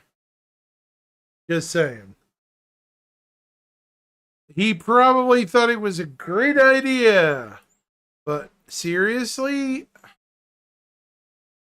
I mean, it's cool, but that's going to be lived down as the new sandworm for a while.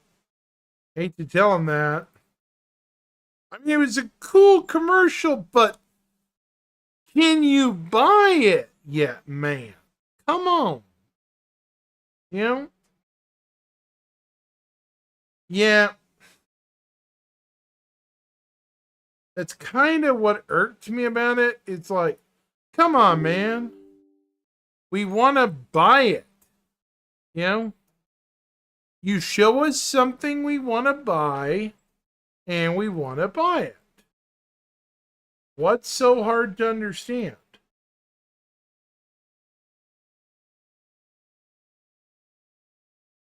Sorry, it just irritates me, guys. Ah, gee.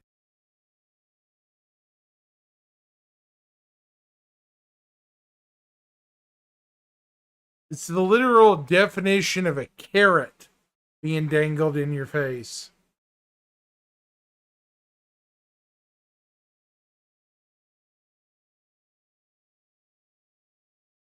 All right, let's see.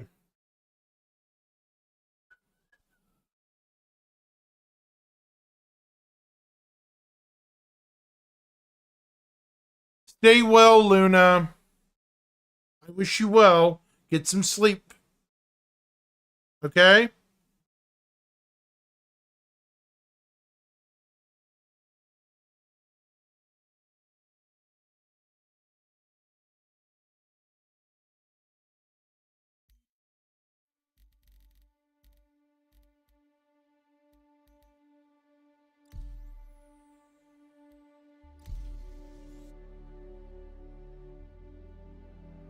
All right.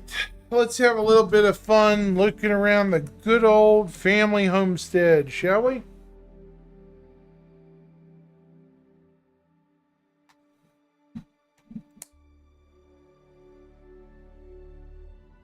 Oh.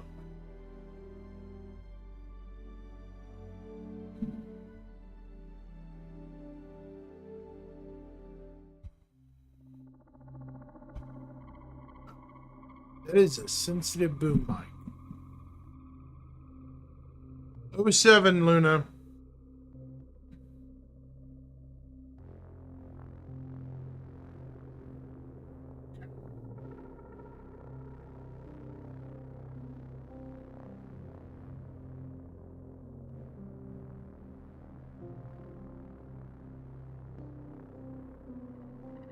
Okay.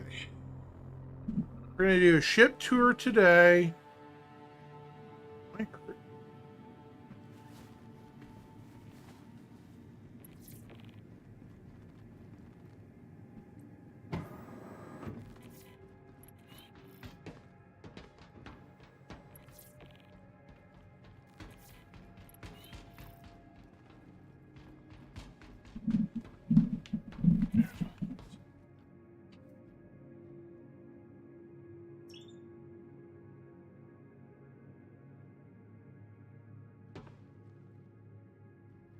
All right.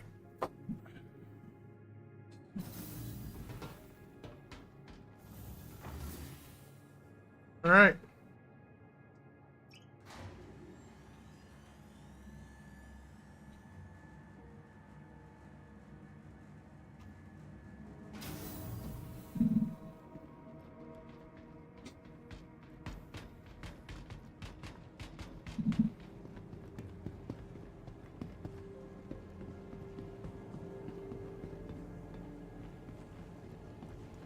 So, Shimpasta, did you buy anything this year? Paints or otherwise?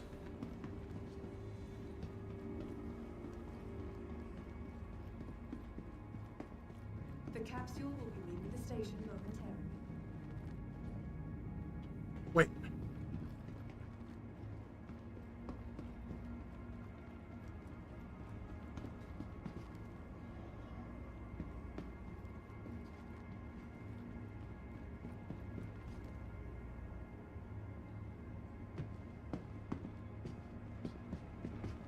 Capsule now approaching station. Stand clear of disembarking passengers. Yeah.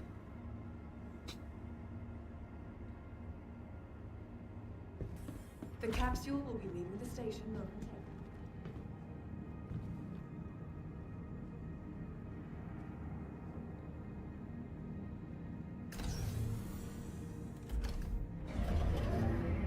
What do you six say?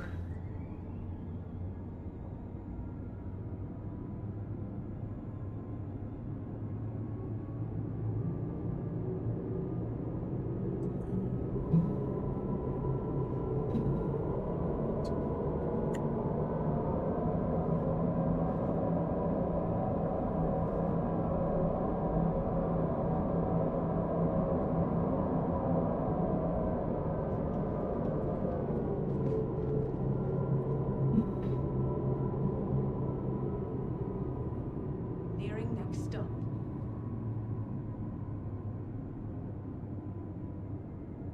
Whoa! Stands preeminent destination for live events and exhibitions.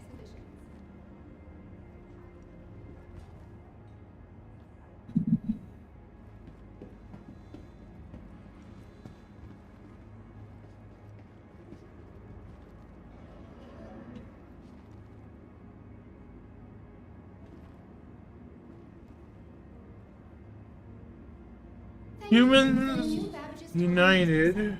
Stands preeminent destination for live events and exhibitions. Man, this place is pretty scary.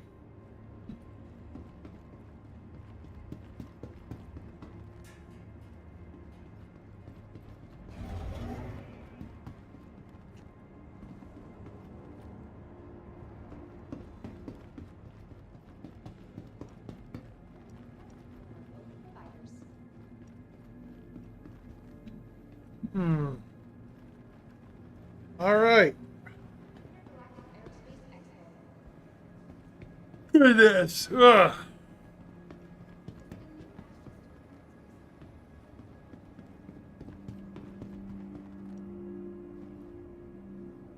Well, let's look around the show hall.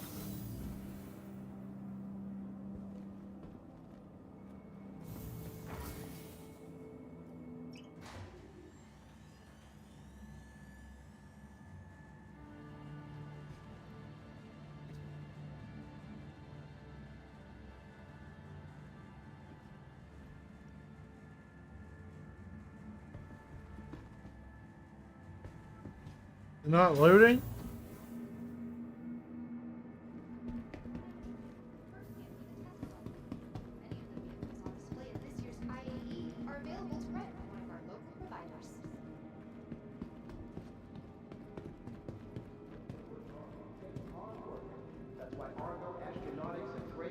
This is the Argo and Mustang, Nomad.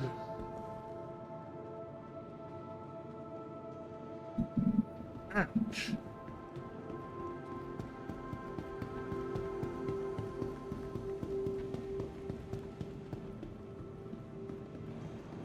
So, we have the Atlas, which is his powered suit.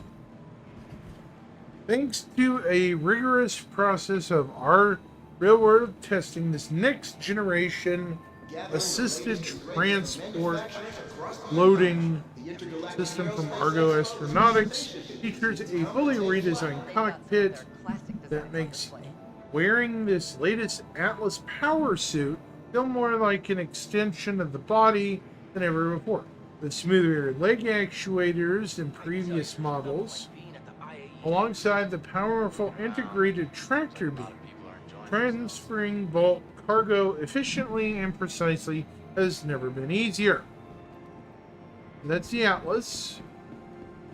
Wait a minute. Attention visitors to the Intergalactic Aerospace Expo. Oh, Please take care of viewing the vehicles on display. And remember, they're here for everyone's enjoyment. what? Oh.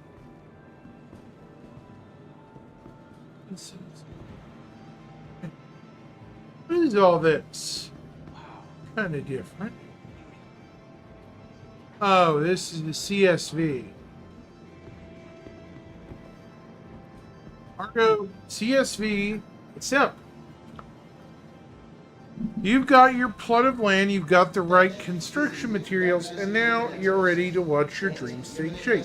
The ideal companion to the CSV FM, the CSV supply model provides additional storage for all the resources required to build your next settlement. So,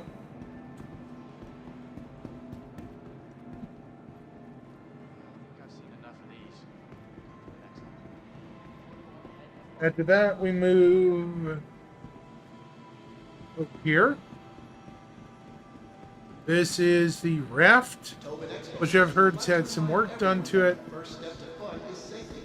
Walk, don't It's a hefty 96 SCU cargo hold, and it's capable of handling 3 standardized 32 SCU cargo containers, perfect for entry-level haulers and old pros alike. The raft is an ideal solution for reliable local freight transport. Yeah. Now, to get on this ship, how do you actually get on? Making vehicles ready to work hard takes hard work.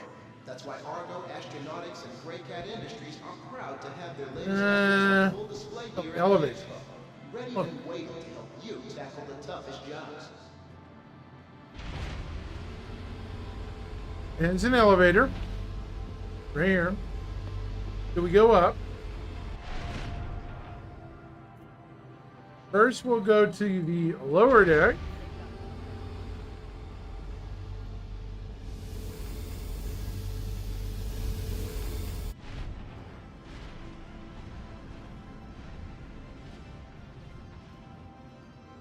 When your trip is ready to go the extra distance, stuff like This is the, what do you call it? The bridge is two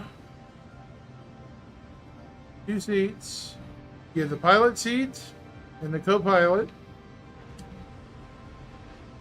I think there are any guns here. No gun racks here and here. Now over here is a really unusual on this ship. There is a airlock. This is a friendly reminder. Stay aware of your surroundings and keep an So this eye on opens the up like this. We want to make sure that your perfect day stays that. Yeah. This is a fully sealed airlock module that if you were venting into space, you just close the door. See? This door seals, and it's a fully sealed airlock area, separate from the interior of the ship. Honestly, this ship has one of the best designed internal areas. This is a friendly reminder. that Going up this step, is a STEM-free you environment. come into the During your visit, crew quarters slash dining area slash relaxation area slash bathroom and equipment area, and a utility access ladder going up. So up here, you go into the component region of the ship. This is deck 2. This is where all the internals of the ship is. This year's IAE are conveniently available to rent. A lot of stuff missing up. I think this is the engine core, yeah.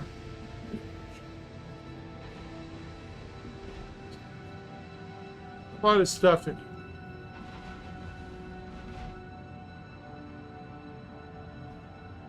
Oh, that's a component. And then this is the control support station for loading the ship up. So, how do we get out of here? You're probably wondering.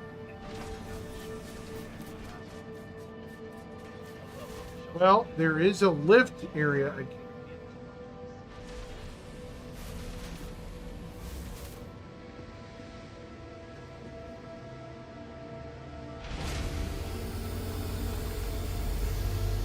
Definitely one of the better designed industrials. Argo designs are usually pretty dang. The Intergalactic Aerospace Expo is for spaceship enthusiasts to come to take flight.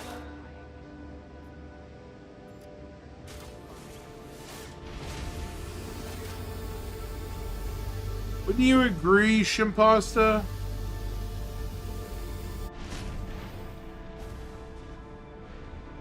Why not out the ship? And then if it didn't work, just fall. Okay. That's the raft. This is the smaller, but no less useful Argo MPU something or another. I forget. This is the Argo SRV. When it comes to getting the job done, Argo doesn't mess around. From simple freight and cargo tolling, harrowing search and rescue operations, the SRV handles whatever you can throw at it. The bespoke tractor system utilizes an innovative plate and arm combination, allowing for effortless solo use as well as precision team towing for bigger jobs. Your crew and passengers stay safe too, thanks to its durable shields and heavy-duty armor that keep the cockpit and components secure when the situation gets hairy. So anyways, just like the raft, you have an elevator here near the front prow, and you just go up.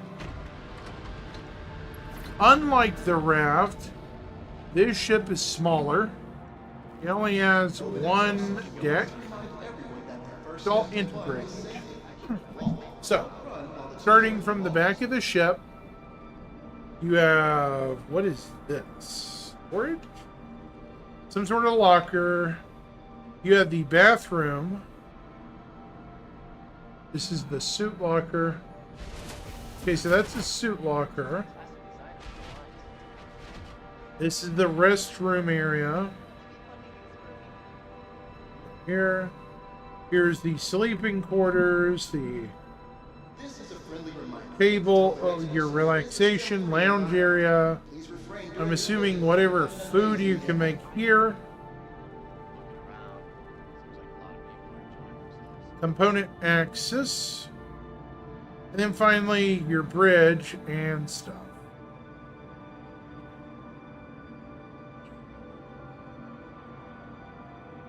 Nice job, Cryogenics. Greetings, my friend. How are you? Just double checking some stuff.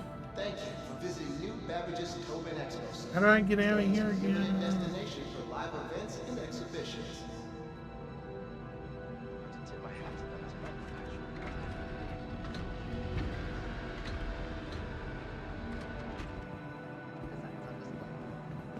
All right. So that's the raft and the SRV. So next is, yeah, tired. I feel that. Yep. Definitely. This is the SRV family of units. Long shift at work. Yeah, I feel that. So this is the Argo MPUV cargo. is a dedicated merchant transfer ship. Sure, at that low level. A ubiquitous intergalactic stevedore.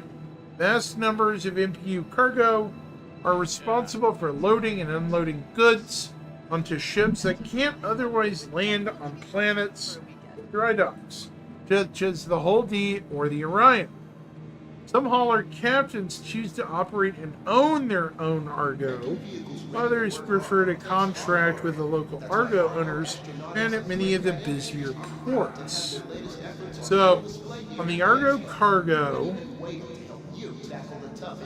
it opens like this. You go in here. Now, it says cargo, but of course it can hold 2 SCU in here. And there's also an emergency seat here. You can actually sit here and be picked up and taken off. Like if your ship gets blown up, you can collect your gear and somebody has one of these, fly you back to an outpost. This would be perfect for a little pick up and drop off somebody. Same thing for the personnel unit, except that, yeah, it's got a drop pod in the same design front. Time to hit the next hall. Yeah, I'm about ready too. The personnel, exactly, Cryogenics. Argo is known for dock work, cargo work. They real life, the things that take things from large ships and trucks. Forklift style, yep. This version of the Argo is geared toward a simple but incredibly important responsibility: moving loads of people from place to place. UE Navy uses MPU-1VPs extensively, and any new recruit can likely recall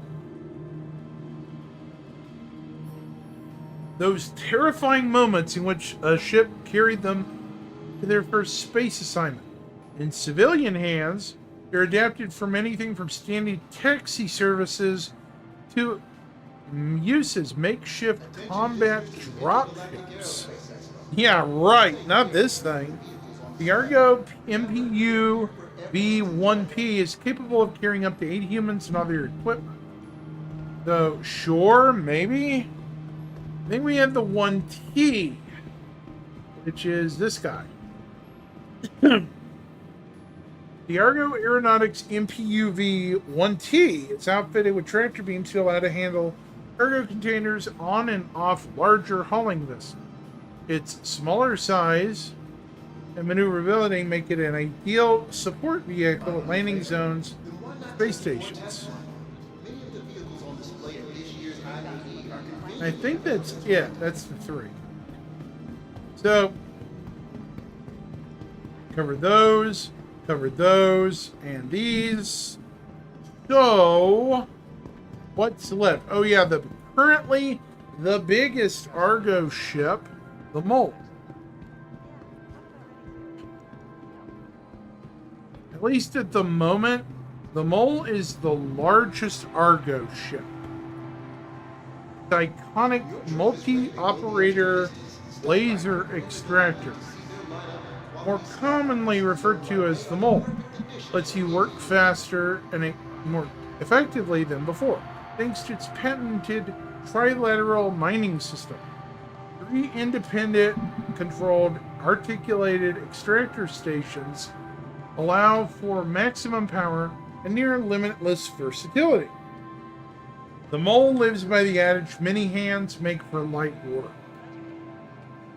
So regarding this ship, which was one of Argo's first ships they produced after the MPUV, this is the elevator. We're going to go up. Ready and waiting to help you tackle the toughest jobs.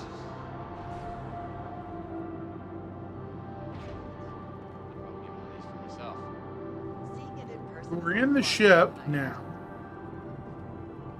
This is the componentry area.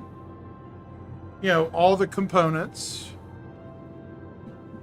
We have a ladder there. The interior. This is mining station 1 on the left side, on the right side of the ship. Here's another one of the side terminals on the left. They all have lasers. Then from the main elevator, we have this.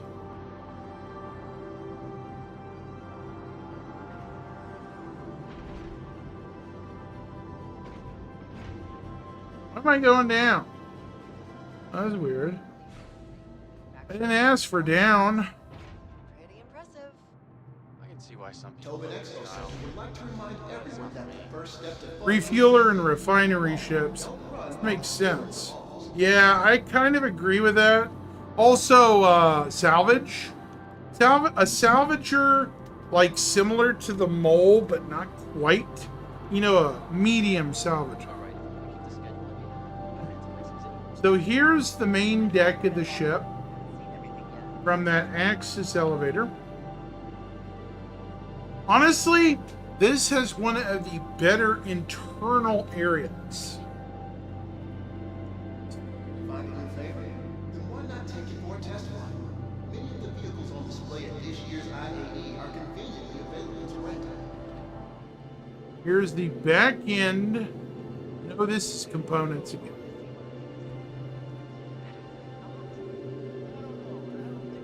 Down there is the head laser. Up there's the front cargo. So before we do that, here's the access to the room.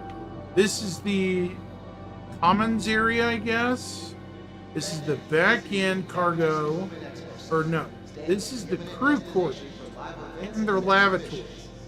I tell you, there's nothing like being at the IAE. You have a maximum of 3 crew here, suit lockers and storage.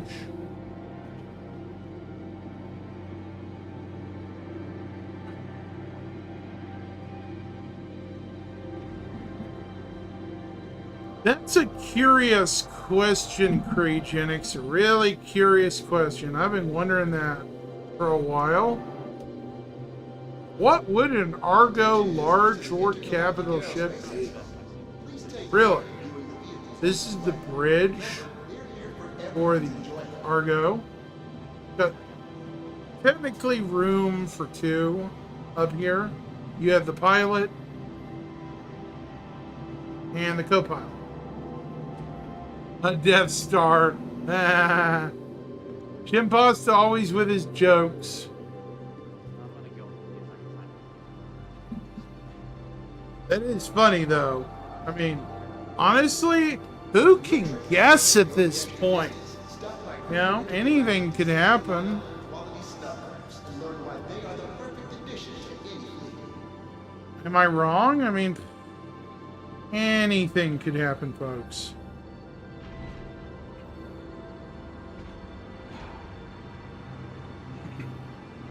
Honestly, I could see them coming out with competition to the Pioneer. I hate to say it. Fun to use for a weekend. You know what I mean, Shimpasta? I could see them trying to compete with the Pioneer. A version of it that's industrial, more of a rugged building style rather than survivalist. That would actually be interesting. Designs on display.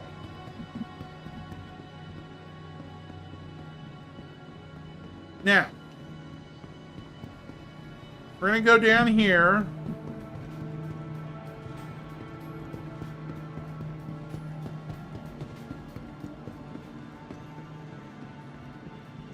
The Kruger Merlin, which it's been designed in conjunction with RSI.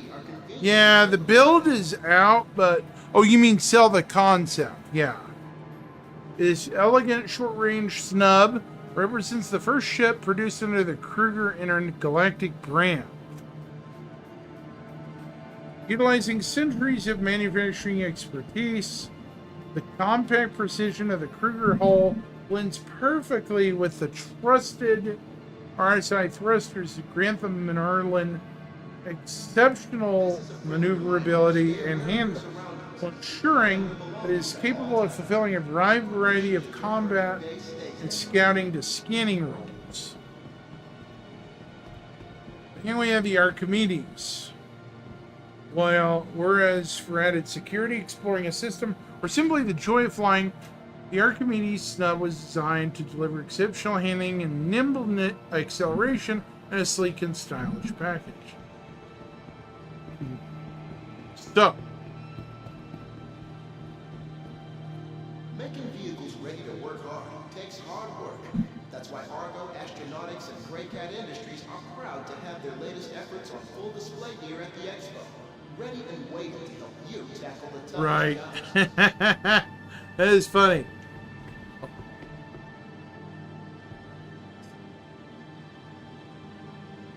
Oh, Great Cat. Great Cat is here. We have the mistake. First. Oh my gosh. Oh. No, this is the old PTV design. So the PTV, the Great Cat PTV. I was excited for a minute, Shimpasta. Ha ha ha. Laugh it up. Ha ha ha. Ha ha. Last year, though, that was a Great Cat PTV is a simple, practical buggy frequently used to reduce long walk distances in large hangars or outposts. I was really hoping this was the redesign, and so here's the PTV. Transport. Get ready to have serious fun on the job with this STV from Great Cat.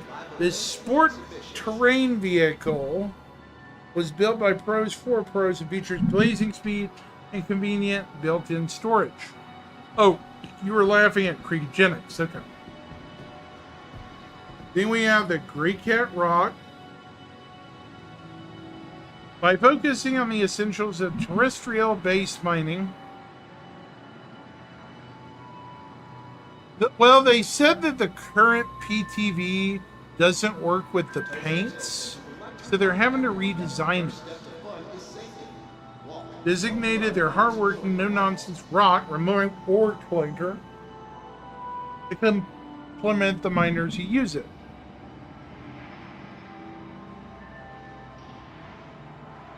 From its precision gimbaled mining arm to its all-terrain wheels, this solo-operated vehicle shows how important it is to have the right tool for the job. And then we have the joke, folks. This is a friendly reminder that the Tobin Expo Center. Hey, Citizen Joel. What's going on, my friend? Can I help you, Mr. Citizen? Great Cat Rock DS, or as I call it, the Dumb Special. By focusing on the essentials of terrestrial-based mining, Great Cat designed their hardworking, no-nonsense, rock dumb stuff. Remote ore collector dumb stuff to let mining pairs do more while in the field. The Rock DS raises the mining game by adding, seriously? Extra cargo capacity and a second seat. Can I help you back there?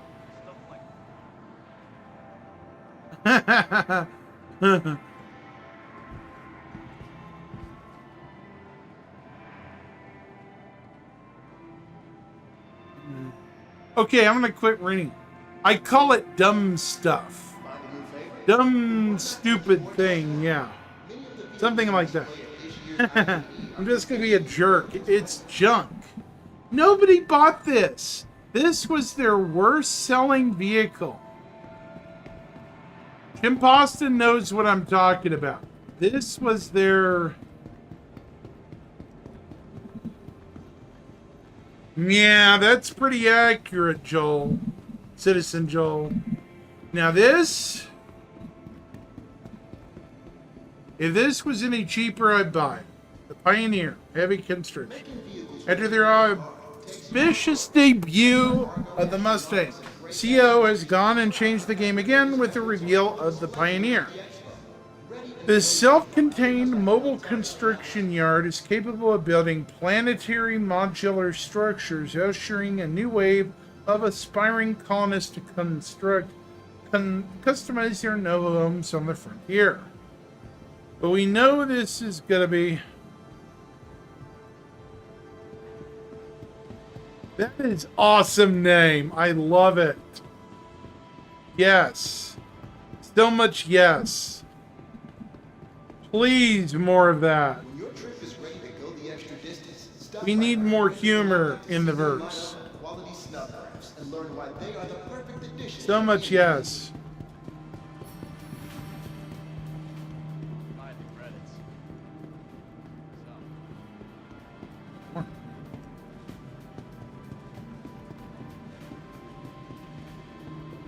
So, So yeah, I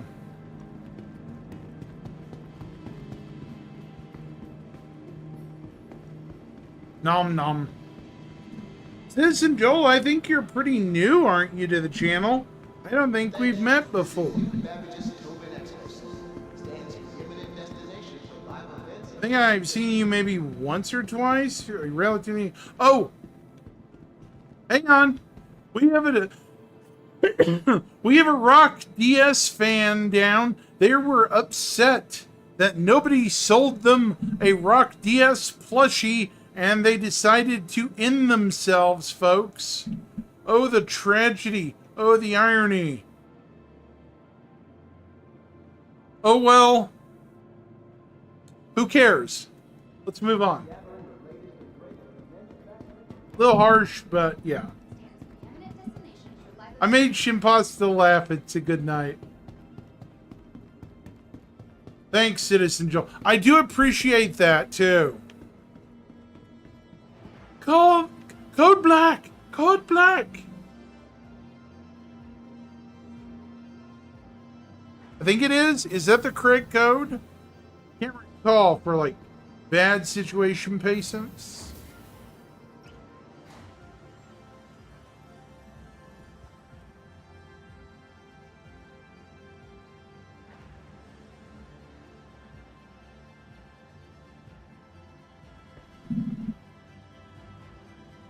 Yeah, tomorrow, I believe, if I remember straight, tomorrow is... enthusiasts come to take flight.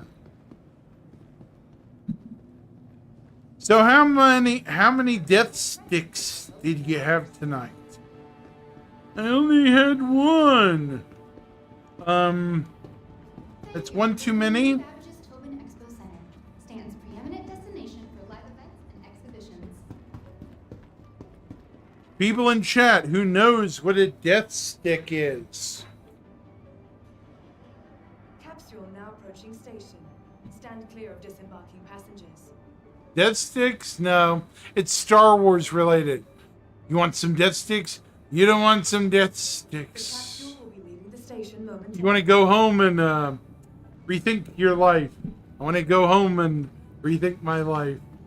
I love how Obi-Wan messed with that dude's head. Oh my god.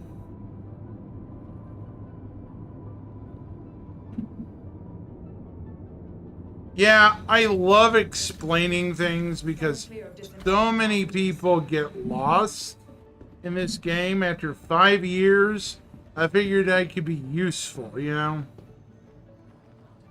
Honestly, right? Honestly, Citizen Joel, I think I should have started streaming a lot sooner to help more people out, you know? Just my opinion.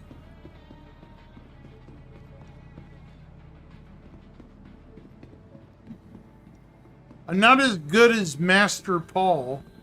Master Paul is much better than I will proudly admit. Lord Paul of the Pubbery is much better than me.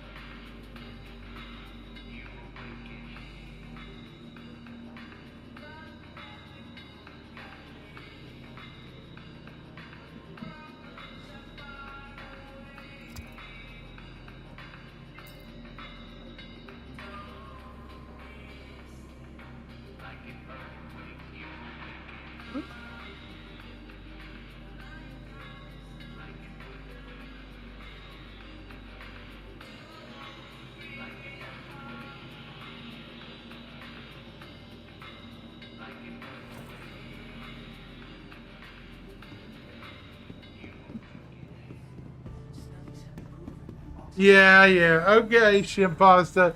You want to tell him that? Be my guest, man.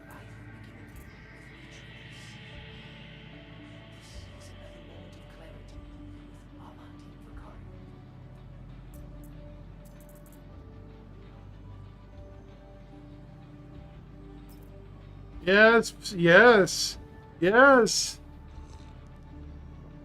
Hmm. Why is one IP? Yes. Why is one IP? Sorry. Trying very hard not to be sound like an idiot, but okay.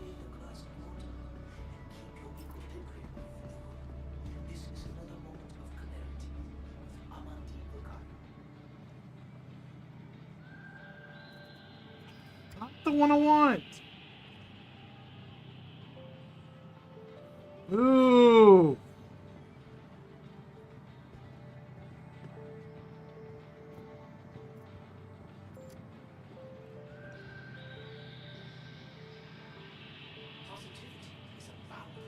Yeah. Sometimes the swamp biome will be great. So many people will role play Yoda and crap in there. Just watch. Just watch. I'm not even joking. I'm fully expecting to see a bunch of Star Wars themed ones, folks.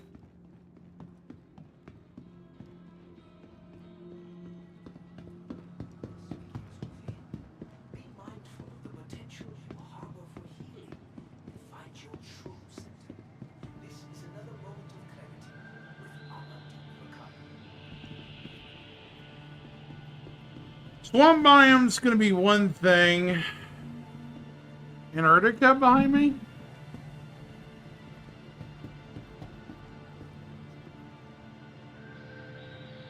Oh, by tapping F? Antarctica. Well, we're on New Babbage, so I do wonder. I was basically just showing off, the ships and stuff. Because IAE is here and,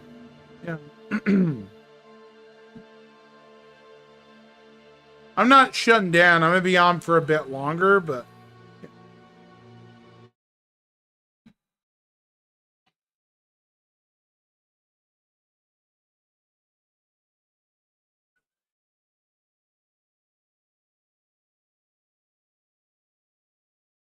no worries. I gotcha.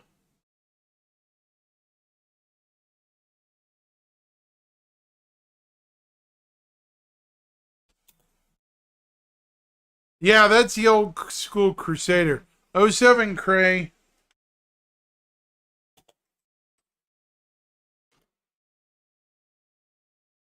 Yeah, this is old the current Crusader look, I guess. Kinda, sorta, maybe. I think it's pretty close,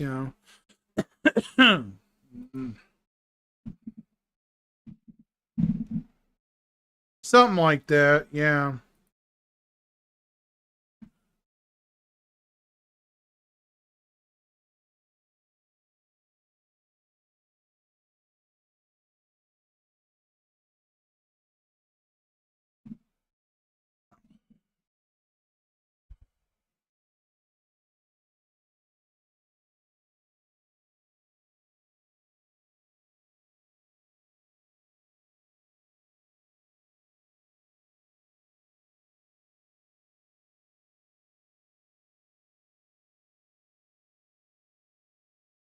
Antarctica, that's kind of odd. Hmm.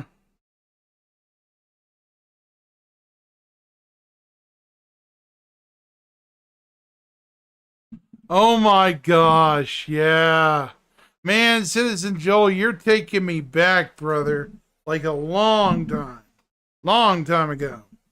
The old Crusader that.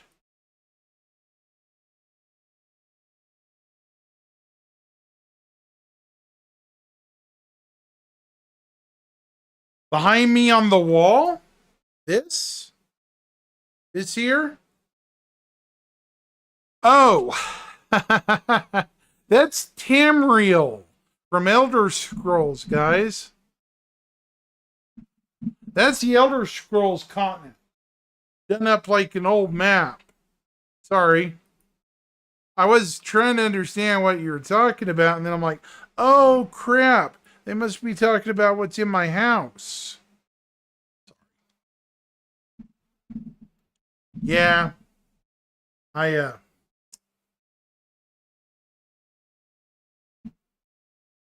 Yeah, really.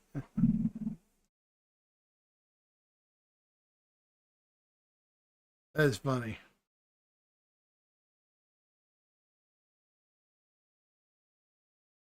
So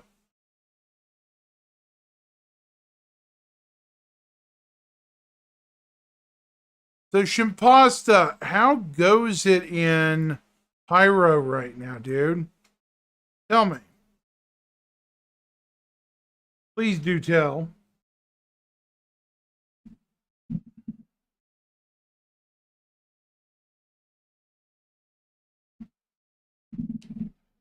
You have no idea, you haven't played in a while? That's okay. I mean,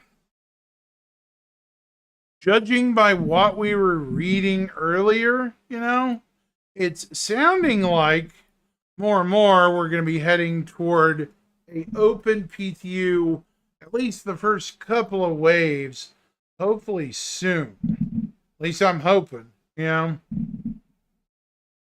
Here's hoping on that. And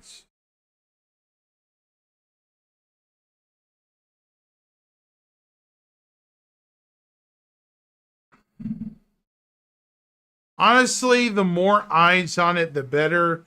And guys, I'll put it this way. We can then move on to other solar systems. I mean, the reason why I felt so bummed out this year, not gonna lie, is because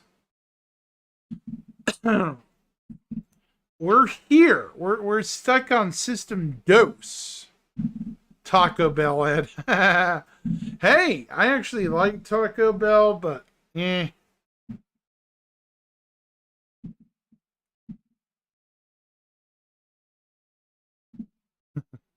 Taco Bell. Tacos are nice if they aren't spicy and rice. I am rapping now. Why? Why am I rapping? Rhyming. Ugh.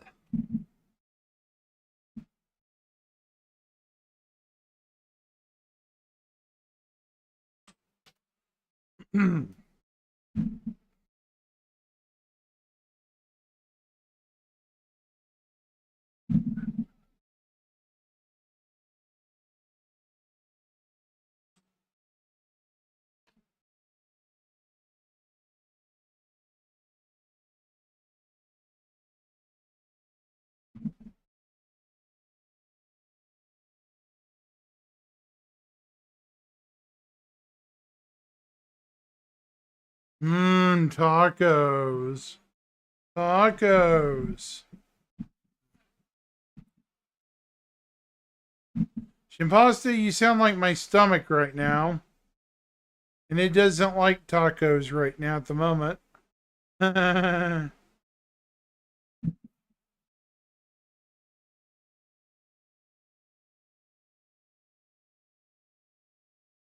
Yeah. Me and tacos at the moment have a minor disagreement of stomach acid. Yeah.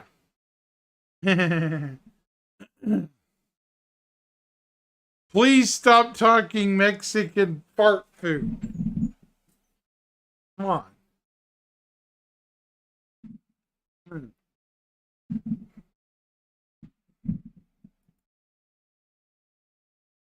Yeah. You know,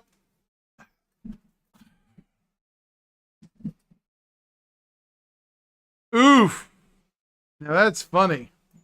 That is funny though. No joke. Yeah.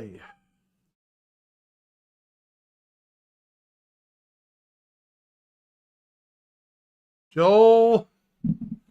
Woo, that's funny.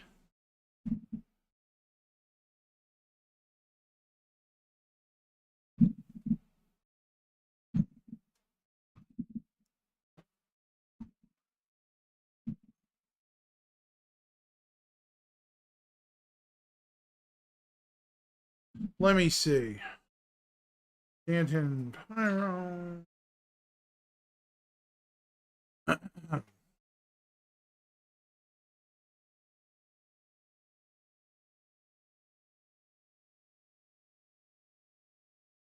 I love the new pictures for the planets. This is what tells me, guys, we may be getting Pyro soon. Hey, Squirrel Lord. Welcome, welcome back.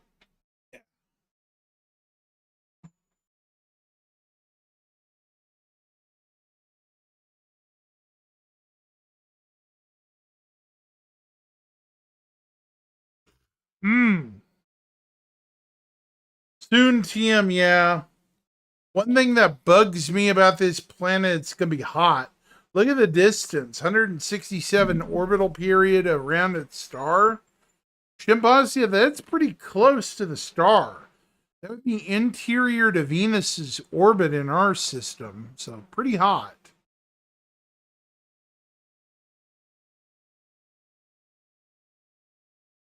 Terribly hot.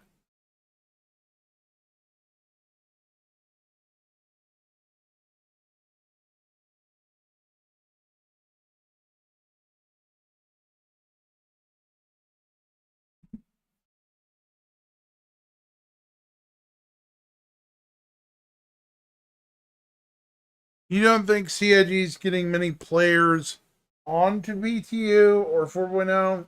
Yeah, they need more eyes on it. I swear, they need to open up full PTU so that everybody can get on it, you know? Just saying. Monox is a 244-day orbit.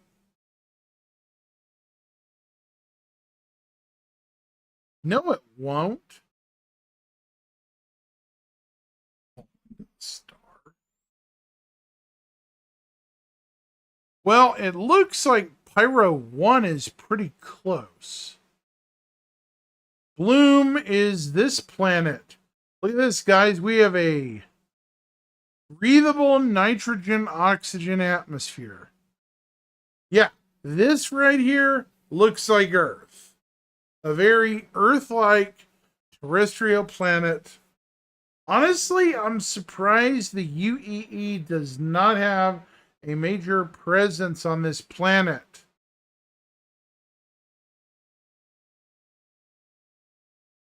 Just saying. The UEE should honestly have presence on Bloom. It's too easy to understand. It's easy to understand why.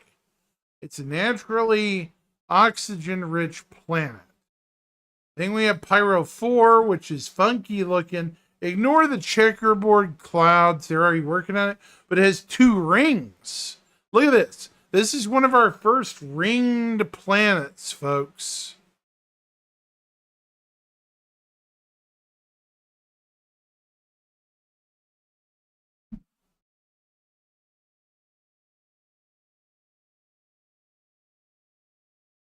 Oh, here it is. Above the ring plane. Look at this. That is cool. Yeah, Pyro 4 is the co-orbital planet. Look at this.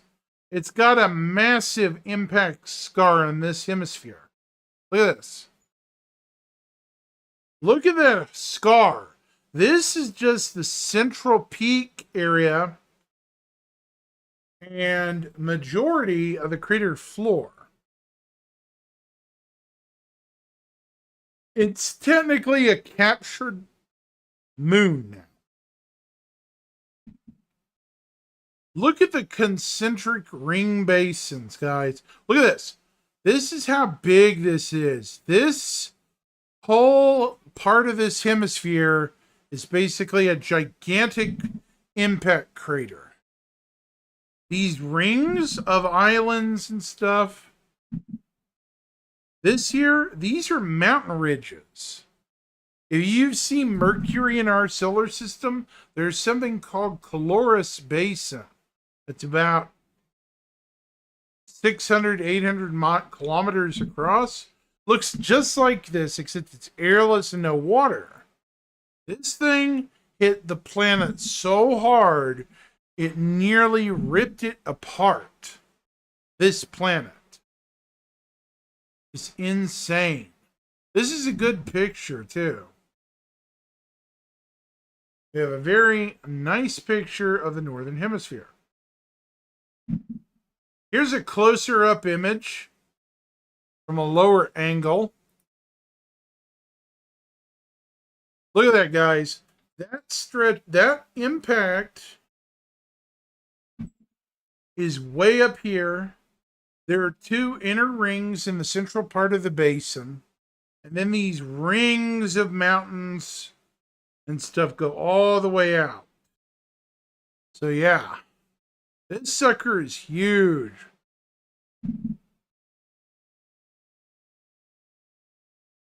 Yeah.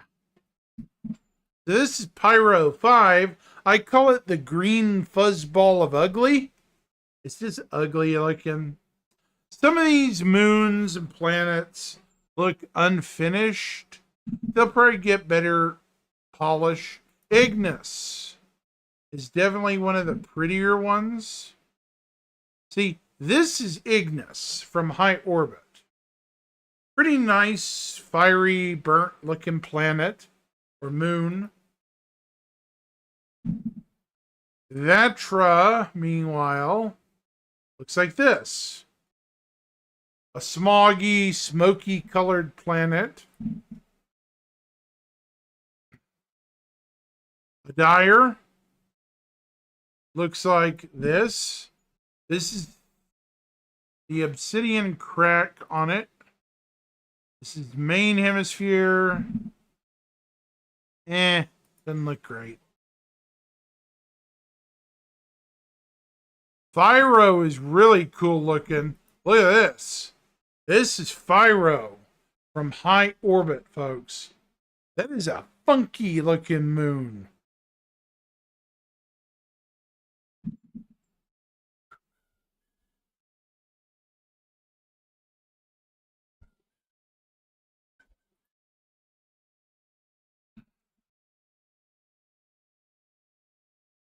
Probably one of the better looking moons.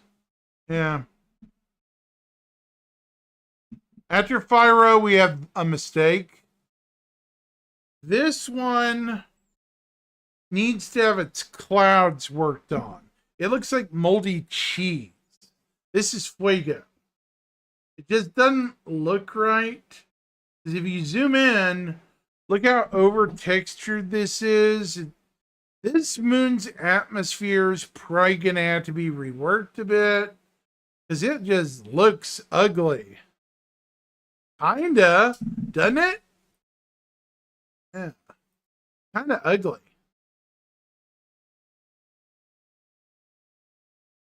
Then we have Vur, which looks like this. Now this one looks like a believable moon. It's smoggy and kind of ugly looking, but yeah, this is Vur.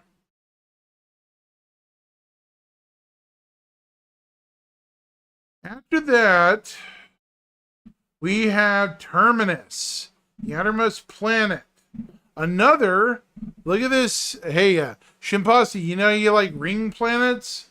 Here's Terminus, the outermost planet, with a very nice big ring system in it. It's got a main ring, and it looks like 2 or 3 other main rings as well.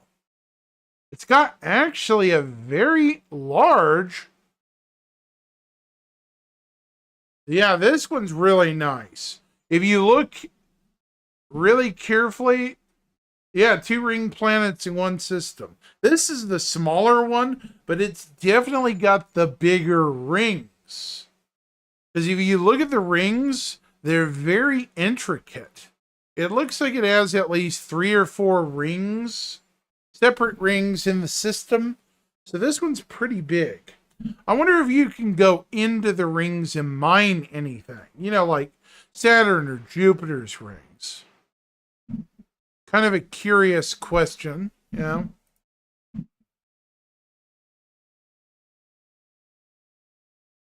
They didn't even say anything about the reassessment about adding rings.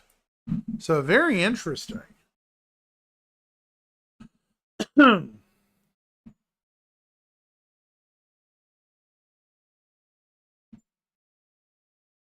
So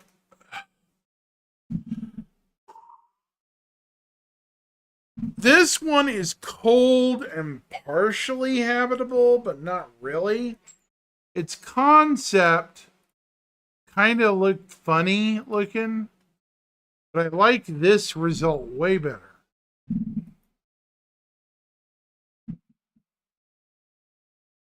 So the Akiro cluster is near the Lagrange of L3 Pyro 1.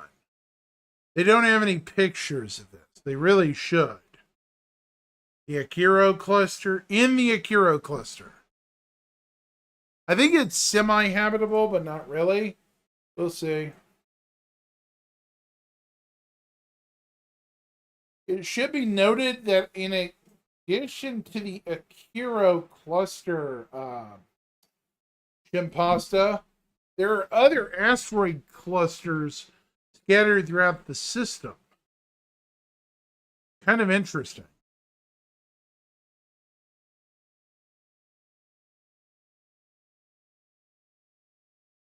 Yeah, this is Pyro. The next system we now know is this guy, Nix.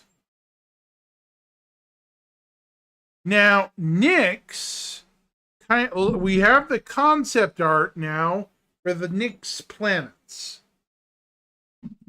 This is Nix Prime. It's an F-type star. Nix 1 is this guy. Got a 274-day orbital period. It's a heat-swept, coreless world that was long ago picked clean of valuable minerals. Soon after the system was discovered, it's pretty much no mineral wealth. Nix 2 is like Venus. It's pretty much very close to the edge of the green band. It's, yeah. Delamar. Good luck with that, yeah. This is Delamar, the asteroid.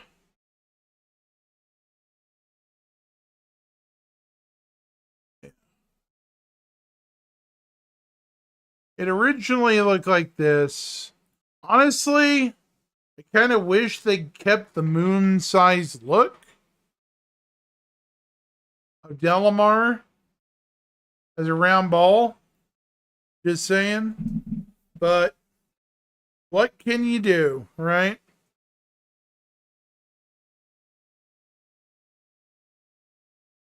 Then the third planet is Nix 3, an ice giant.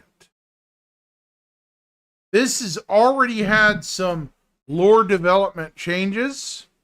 See? They originally said in the Galactic Guide you could land and EVA here. This was later removed because ice giants are planets like Uranus and Neptune and lack a well-defined surface. The nature of an ice giant is better reflected in the Galactopedia description of Nix.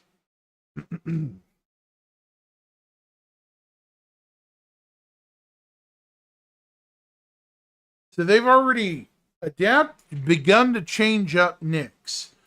That tells me they have been heavily at work with Nix. The Glacium ring, right here. And Delamar, or what is the other ring? The Keeger belt is way out there. So yeah, it's interesting. Hey, the prospector's nothing to shy away from, yeah. After this system is Castra, which as far as we know, based on Greybox, it has still its only 2 planets. This system is huge, too. 22, guys.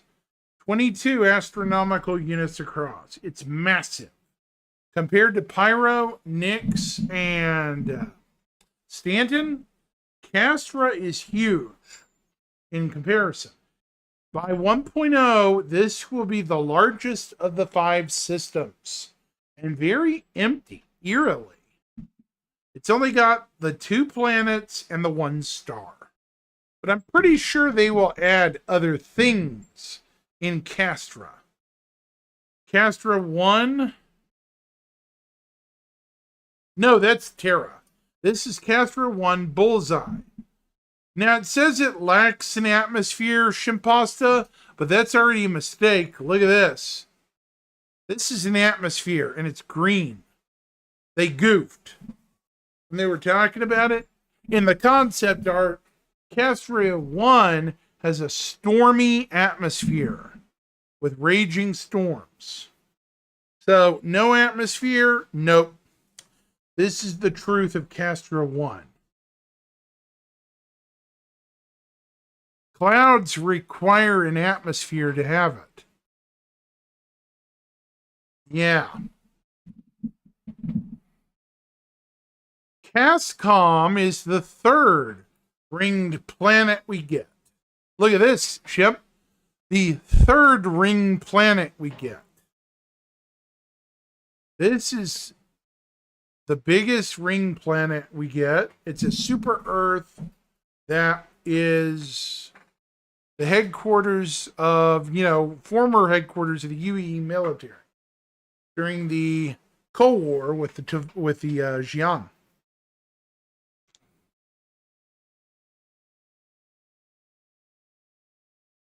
So after that, we have a lot of other systems. Hold on.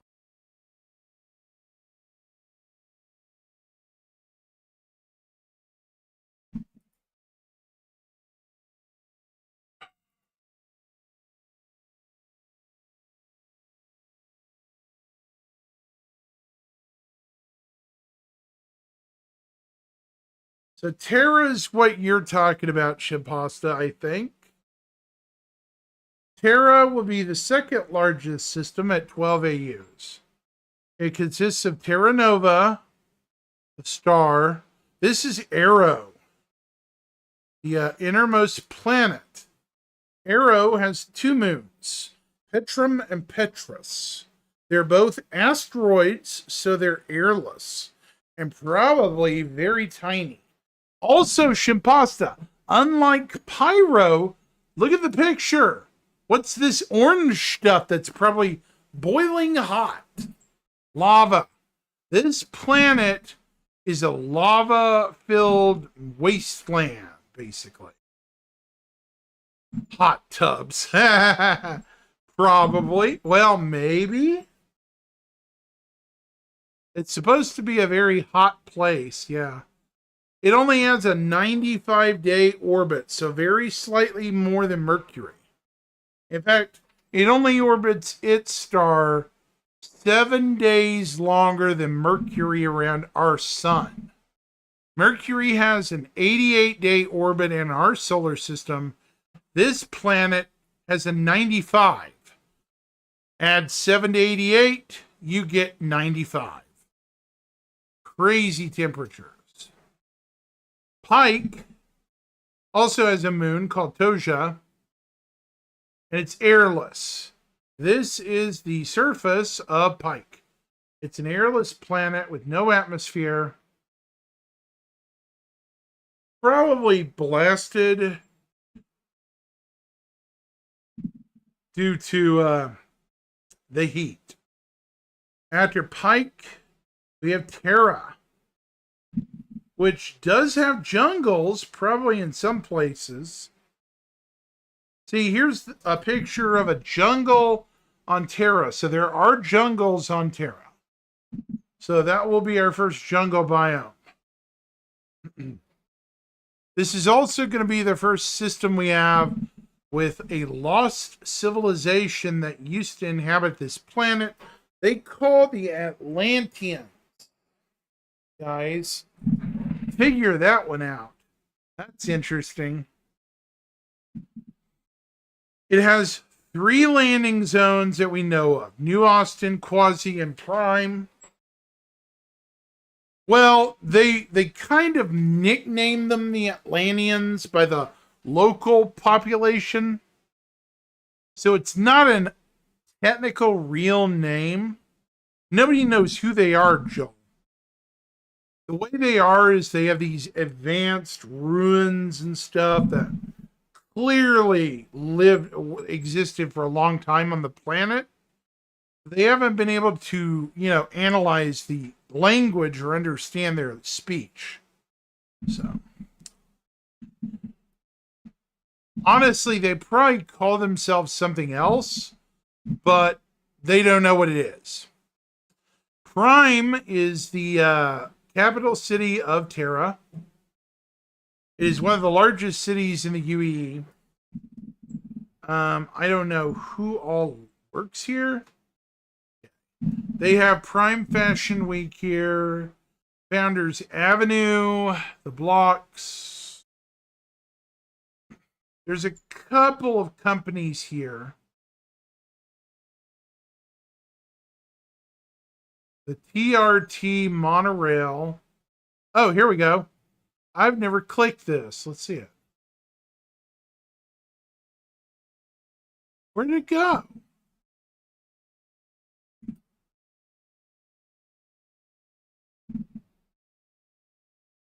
Huh. Well, dang, where'd that picture? Seems congested. Yeah, it's got multiple lines. The info box template is missing. Darn it. It's really big. This city is huge. Terra's city is 438 years old, so it's populated. Terra has one moon, which is Ida. It's similar to Sol.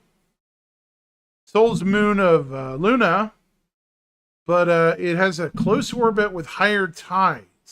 It was once home to the Bering Bat Division, now located on Vili in the Odin system. So, yeah.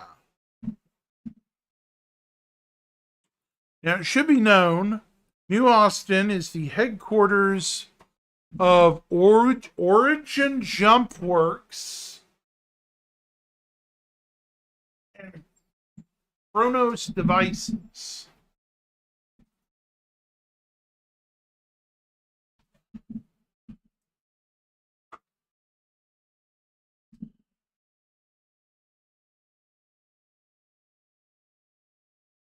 So Origin's based here in their fancy glitzy ships.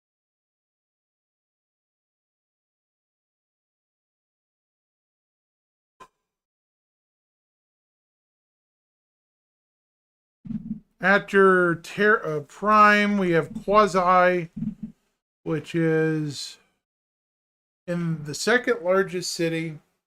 It's in the cool, colder southern hemisphere of the planet, shadowed by the Nese Mountains.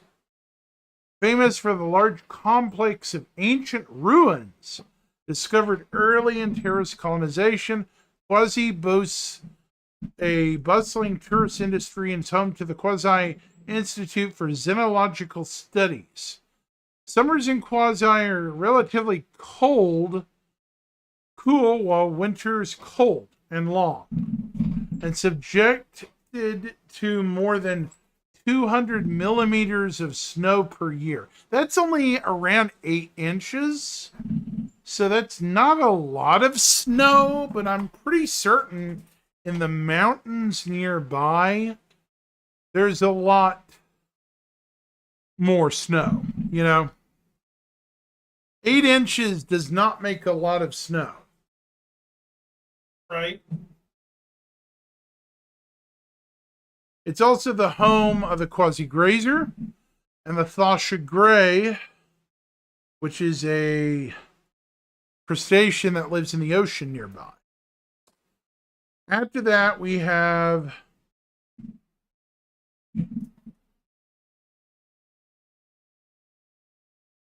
it's about 8 inches roughly.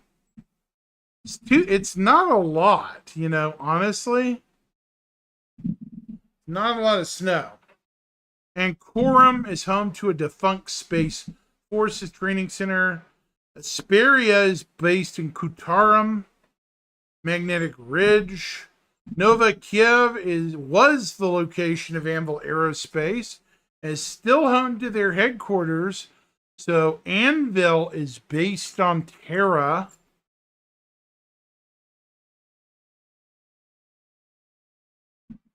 State of Aztec is a tropical region on Terra which borders the Animus Sea.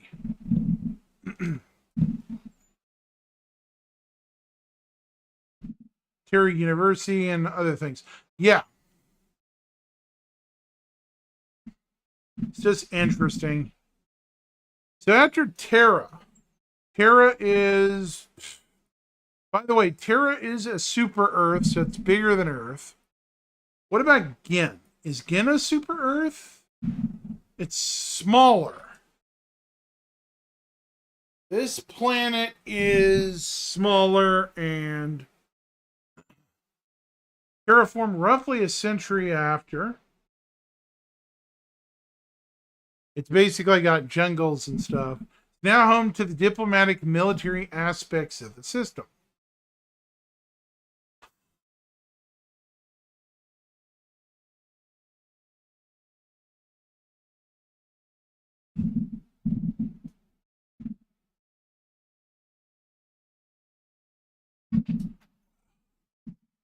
It does. It does.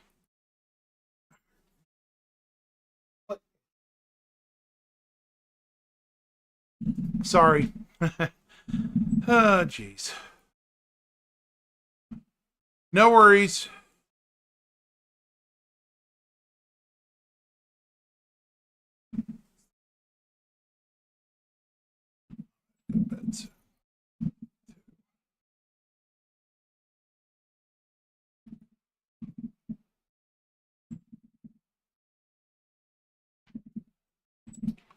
Huh. Hmm.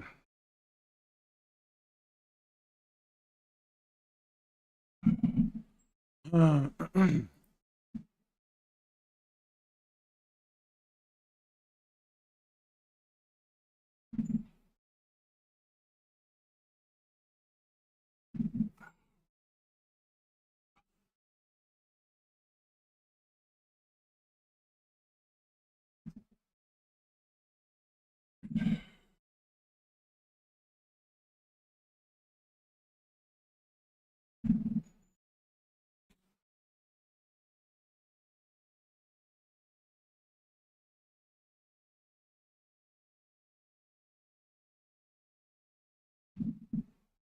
yeah, ads can be a real pain sometimes, especially when you're in the middle of talking about something.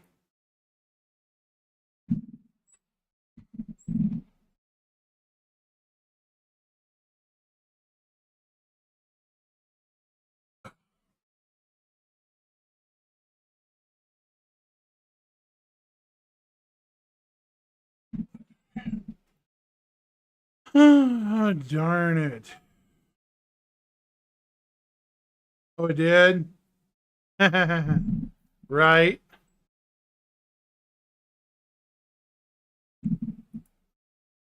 Some commercials have a habit of doing that, unfortunately.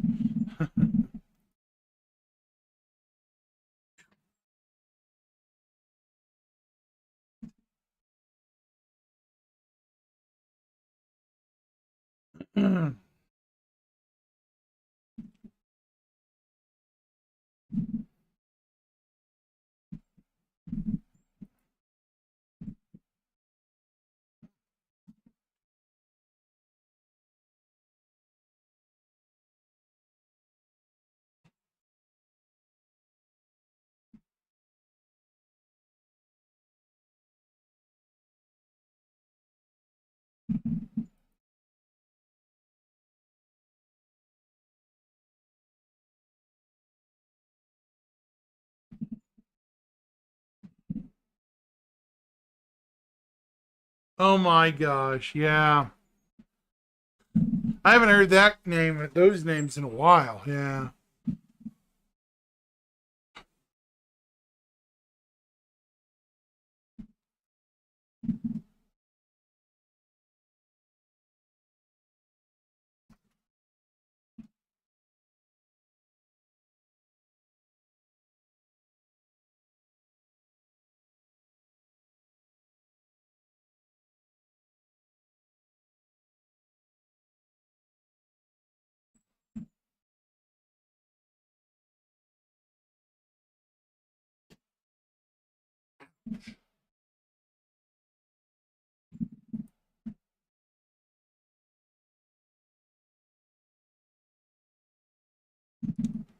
Huh.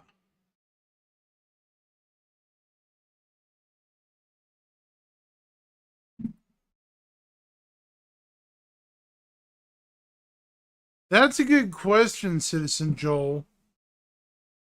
Or Citizen, yeah, I'm curious about that too. No idea. Honestly,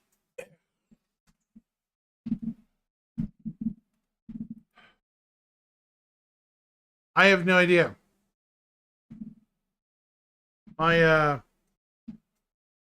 my best guess for anything new this year probably will be, well, this year's kind of been lackluster in terms of, stuff, right?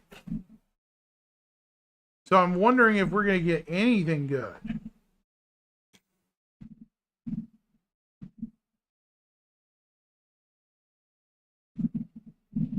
I'm kind of curious. Tomorrow's Drake. We might get something there. Origin. Maybe. I doubt it. Anvil, day 9. I guess we'll just have to wait and see. It's kind of like that.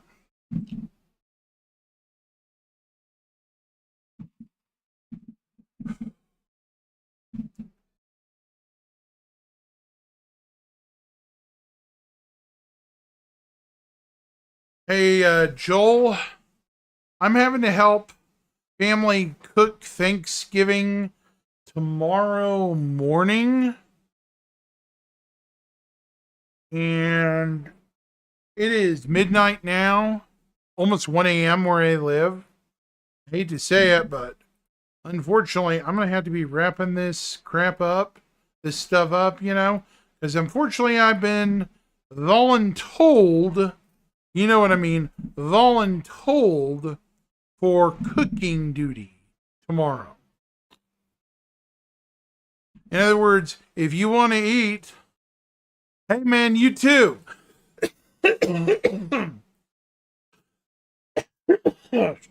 Crap.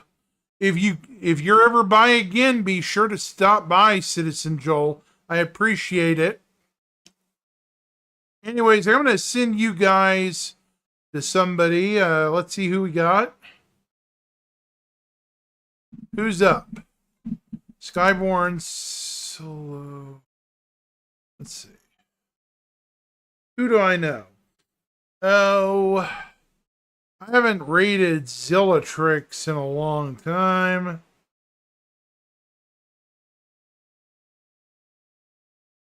Great good old Zillatrix.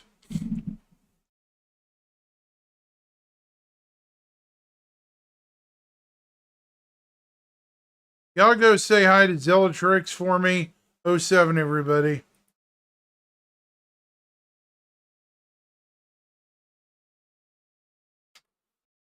See you later, bud.